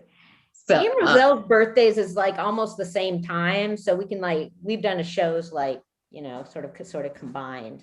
I didn't even think about that. And I was like, oh yeah, we're just gonna do the show my birthday week. And, we're gonna move to the next week. Like it's no big deal. But maybe it should be a birthday show. I did a couple shows on my birthday. It was great. It was great. Yeah. Because it's one of my favorite things to do. So yeah, it worked. Yeah. I'm gonna think about that, girl. Now you tell me, I'm gonna think about it. I wasn't thinking about it at all. Yeah. I'm like, it's just a regular day. Yeah. Keep it moving, but it is a special thing. Yeah, it is. But that's why, no, I don't make too big. I mean, I am not going to be let down by stuff like that. I'm like, I'm fucking great. I'm grateful to want to be alive. If you wake up, you want to be alive, that is a birthday. But yeah, so that's why some of the days, doing my show and, I'm like, yeah, I'm just grateful for the stuff I have in my life. So yeah. Appreciative. That gratitude is what keeps your life being so great because you got a lot of gratitude. And I'm just going to be grateful to be alive that day. So yeah, that's the bottom line. Yeah. I'm grateful to want to be alive, Yes. Because there was a time when I didn't. Yeah. And like I said, I fucking, being safe, having a safe place to live and stability and that's a big thing. Yeah. Yeah, it really is. I'm like, if you start from the beginning and work up, then it's a lot. Cause I was like, I wish I could travel and stuff, but I'm pretty lucky to have what I do.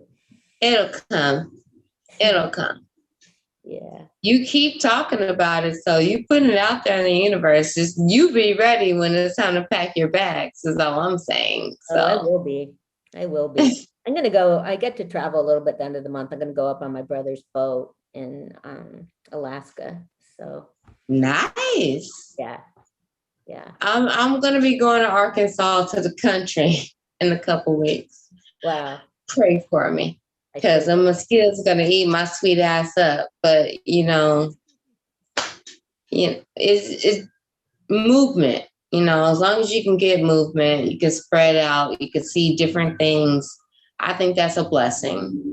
So and relatives? Yeah. It's my dad's 50-something birthday. I don't know. I can't keep up with these old people. Your dad's 50-something birthday? Oh, man. Right. I'm 53. Wow. You do not look like you're 53, Anna. And this is, I take that with saying maybe my dad's about to be 60-something because I'm already 40, so he cannot be that young. Oh, well, he could be in his 50s. Yeah. Yeah. Right. Wow. My mom is older than him, so she went and got her little sugar baby. So, yeah, it's funny. It's funny. My birthday is August 1st. His birthday is August 15th. And then her birthday is August 25th. Oh, okay. Yeah, my family has birthday clusters like that, too. Yeah, that's crazy. May or November. Yeah. Right. Yeah. When were you last back in Arkansas? When were you last back in Arkansas? I actually was back there 2 years ago. Well, a year ago when COVID started. Well, right after COVID started. Yeah. I was there. But I'm kind of scared because I hear down south they ain't wearing no mask and nobody's getting vaccines. So I'm just like, okay, what do I do? Because I don't have a vaccine. You don't? Oh, right. Yeah. Yeah. But I'm always wearing a mask. Always. So we'll see. Yeah. Yeah. I have a couple weeks to think about it. Yeah, that's good. I mean, shit, stuff might get slowed, you know, it's crazy here. Stuff might get shut down again. So yeah, I heard they're thinking about putting California back on shutdown. Yeah. Yeah. See, that's when we started to do the show. Our show used to be once a month, and then it went to twice a month. And that's partial. See, and I used to just go over to Roselle's and do it. But with doing Zoom, that means we can have a whole lot of guests. Because, you know, if it was just like, you know, if it was like before when it was like once a month, I mean, you know, we could have guests like come over sometimes, but, you know, so yeah, this has been very cool.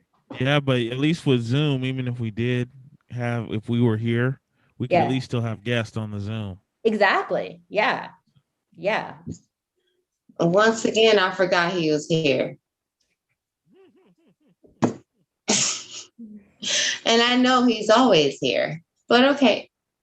You're right, Ro. Yeah. And I think like being able to do the Zoom, you can do like if you did want to have it at a remote place, you can do both live guests and Zoom guests. Yeah. And broadcast them together on whatever platform you want to broadcast them on. Yeah. Oh, yeah. Mick keeps, because they keep asking us. Mick keeps asking about the filmmaker about whether we're going to be streaming when we do the you know, the next couple shows and stuff, because the Thurgood Marshall show's on a Thursday, so it might be in Roselle is DJing, so he might be, you know, we might want to connect it with you too. I mean, you know. Yeah, I think we talked about that. I think because that's probably on. I think that's on one of our show days. And I was like, yeah, I'll be down to connect with that, and you know, I can be on the Zoom and you could be on the live or whatever. I don't know how it works out, but we could figure it out. I definitely want to be there, but yeah, I don't know if I can be there. Figure that out for like how to I mean, I told Mick today, I'm like, I'm not like none of that, the streaming, I'm not putting it out on the flyer or anything because it needs to be figured out, you know, before we do it. But yeah, I know it'd be awesome. I wish you could be there because the discussions are just awesome. I mean, you know, people just, yeah, it's a great feeling.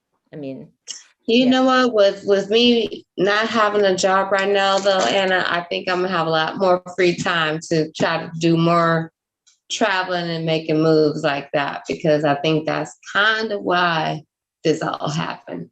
Yeah. And as long as I can fund it and be good, I'm gonna do it. Yeah. And that's how I feel about it. So I may not make this one, but I know you're gonna keep doing more and more and more, and I'm gonna be right there because I love what you do. I love what you talk about. I love that you see things from a different perspective than what the world sees it. So appreciate what you do. You too. Thank you so much. Yeah, I mean, it's awesome that we can connect with people on Zoom. Did you know Age from before? Is that how you? Okay. Yeah. Mm-hmm. Yeah. I met Age at a rap show. One of my best friends was having a rap show, and Age had I guess he had a table set up. I can't remember it was so long ago, but I remember meeting him, and we just, you know, it was just like flowing ass conversation. You know, it wasn't on no, hey girl, how you doing? What your name is? You know what I mean? It was just like, hey, what's up? You like the show? Yeah, you know, it's like, and from that day on, and that was like 10, 12 years ago. I wasn't even living in Sacramento when that happened. I was just visiting from San Diego when I met Age at Harlow's in Sacramento. Mm-hmm. And we just always kept in touch. And You know, he was always on my ass. Like, you need to be making music. You need to be doing this. You need to be doing that. And I'm like, oh my God. But, you know, yeah, you need people like that. yeah. I wouldn't have my podcast without him pushing me like that. Like, okay, got it. Yeah. Well, that is good. Yeah, he's real supportive. Mm-hmm. Okay. Sometimes I have like pages and pages and pages on Crispy. Yeah, my mind just like started to wander a little bit. Okay, yeah, I got Francis Perkins, Thurgood Marshall. So this was a cool week because I met with the filmmaker, and then I met with Vinny on Zoom, who's illustrating my comic book. That's a big deal, Trika. That's a really big deal. I mean, and for me, because I just think it's hopefully going to be like really bump me up as a historian. And yeah, I'm so excited. And the artist is really excited about it because it can't just be like, you know, he had to make the story himself. I can't just be going like, well, draw this or something. So yeah. I'm excited, Anna. Thanks. This is right up your damn alley, girl. This is what you supposed to be doing. So align up with it and get it. And there's people yeah, man. I'm hoping there's some people that I'm like seriously like want to fuck you too with it. Yeah. Not at least one or two. Exactly. But you know, I can't. The big thing that, I mean, Bayard Rustin had people fuck him over and he continued working with them. And that's kind of one of my, you know, there's people I want nothing to do with. You don't have to do that. I'm not, yeah. They're not getting into my space again. Yeah. No, well, that was the biggest example. Because yeah, the person fucked me over. Your best revenge is success. Well, you don't have to do shit. You don't have to do shit to them. You don't have to say shit to them. Let that energy go. Let that fuck them, pretty much. Excuse my language. But when they see you glowing, you ain't got to say nothing to them. They're going to feel stupid as fuck they damn self. And that's the biggest revenge. Like, I didn't even do shit to you. Yeah, I mean, this person made himself look pretty stupid. But, you know, other than that, I'm pretty excited. Yeah. But yeah, do your shit, Anna. Don't worry about this. Vinny said the book will be out by January, probably, or close to that, because January is when I get the next Bayard Rustin Symposium. So, yeah. Go in, Anna. Go in. I know you are. I don't even have to tell you that, but yeah. Just don't worry about that extra stuff. Just do you.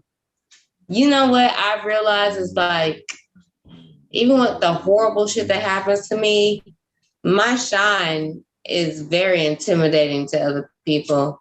And those people you don't want around you anyway. Yeah, definitely. And when you start shining, they're gonna know. They're gonna know exactly where that came from. And you know, the first thing I'm thinking about is how they did you dirty. Yeah. But you know, I mean, most people are cool. We'll see. Let them see. Let's see if they come around. They might even come around and be like, I'm sorry.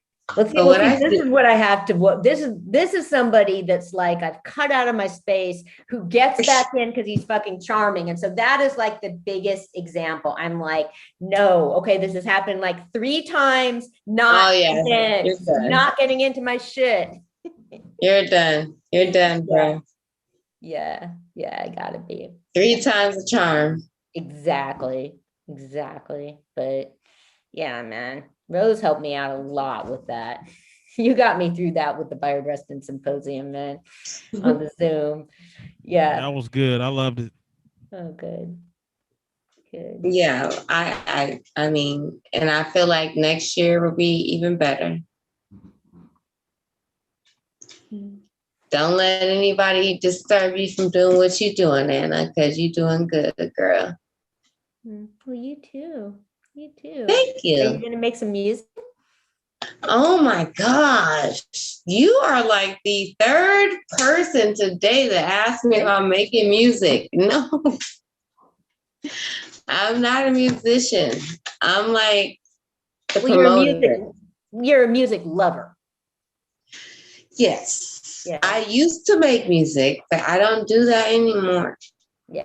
I love music, obviously. It's very clear. Thank you for allowing us to play a lot of the San Diego music on your show today. Oh yeah, well, I'd love to have some of the people on the show to talk about themselves. So okay, and a lot of them could probably like correlate with you. We talk about a lot of stuff. I'm like, how are we talking about politics? We just got out the club, but it happens, you know. Yeah. But I'm pretty sure they'd be more than welcome to come on, and you know. Good. Yeah, it was. I mean, I have to say to you that I just appreciate you for just being you. Because a lot of people, you know, they're not comfortable being them. Even if a lot of people don't, you know, rock with it like that. Yeah. I love that you talk about international politics. I'm like, what they doing in Ghana, girl? What? Yeah. And I try to talk about it with people. Like, I'm like, well, do you guys know what the Chinese are doing to Jamaican women? They're getting them pregnant and just leaving them. No one talks about that. Oh, but shit. Yeah, we got to talk about, oh, shoot. Okay, we don't have a show next week because of oh, man. Yeah, there's stuff going on. There's stuff going on in Jamaica right now. Shit. Hella shit going on in Jamaica. Yeah. Nobody is talking about it. And that bothers me. I'm like, not even the news is talking about it. Y'all ain't talking about none of this shit. Yeah. It's crazy. Yeah. Al Jazeera. That's where I get my news. Al Jazeera. Okay. I was going to ask you. Yeah. I was like, where you get your news from? Yeah. Al Jazeera. Yeah. I like Al Jazeera. Yeah, they really, that's where I get, I just listened to a whole segment about reparations, and they're doing it there's reparations happening in Jamaica. So I was like, oh, wait a minute, that's what I meant to like look up again. So week after next, everybody will catch up on Jamaica. Yeah, there's a show called The Stream that really influenced me. And I mean, you know, the woman that runs, they get people in from all over the world, and Femi, the woman that runs it, is just. I think I've watched it before. Oh, okay. Yeah, they're good. Really good. Because they go around the globe. Yeah, and they get people that are really in the mix, or that, you know, that really know what they're talking about. And I'm pretty sure Jamaica is not the only place that's going through it, but that's the only place that I've been seeing right now. Like, I've been looking, tapping into, I'm like, oh my God, they're raping. It's like a modern day slavery type of thing. I don't want to say that on your show to make it seem bad, but say whatever you want on this show, always. That's kind of what they did to Africa. This is what they're doing in Jamaica right now. Well, yeah.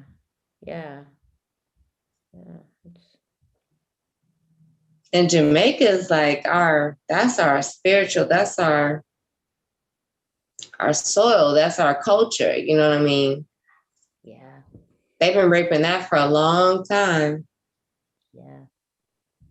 Yeah. Jamaica's trying to split from the Commonwealth too. Mm-hmm. Yeah, I'm like, good for them, man. Throw those people out. You know, I mean, it's supposed to benefit them economically, but it doesn't seem like. I mean, I haven't really found too much evidence that it does. I mean, no, it does not.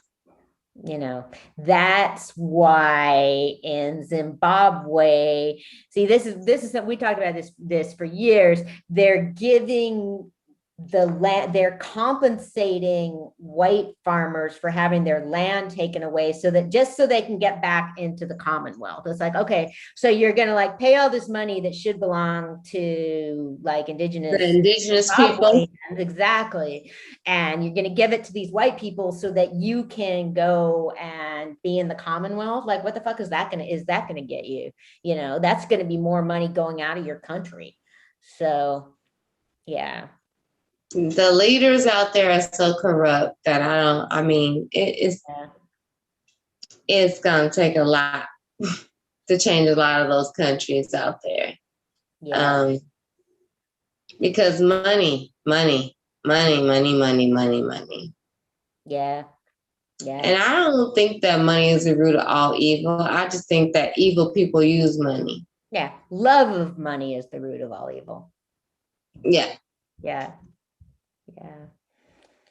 Yeah. You know, money, and then people get a little bit of power and they want more, and people that get some power are going to identify with oppressors.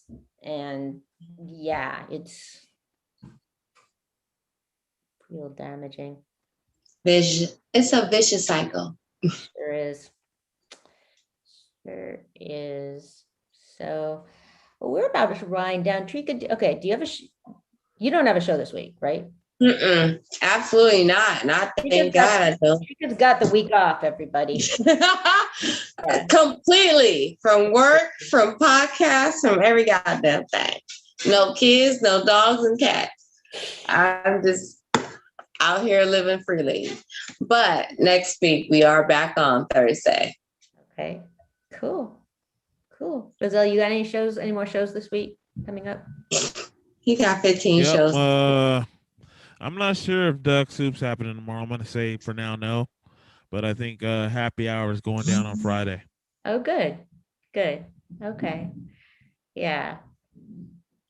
Last week, I forget to turn off my my Facebook. So last week there was way too much of us talking after we finished the show.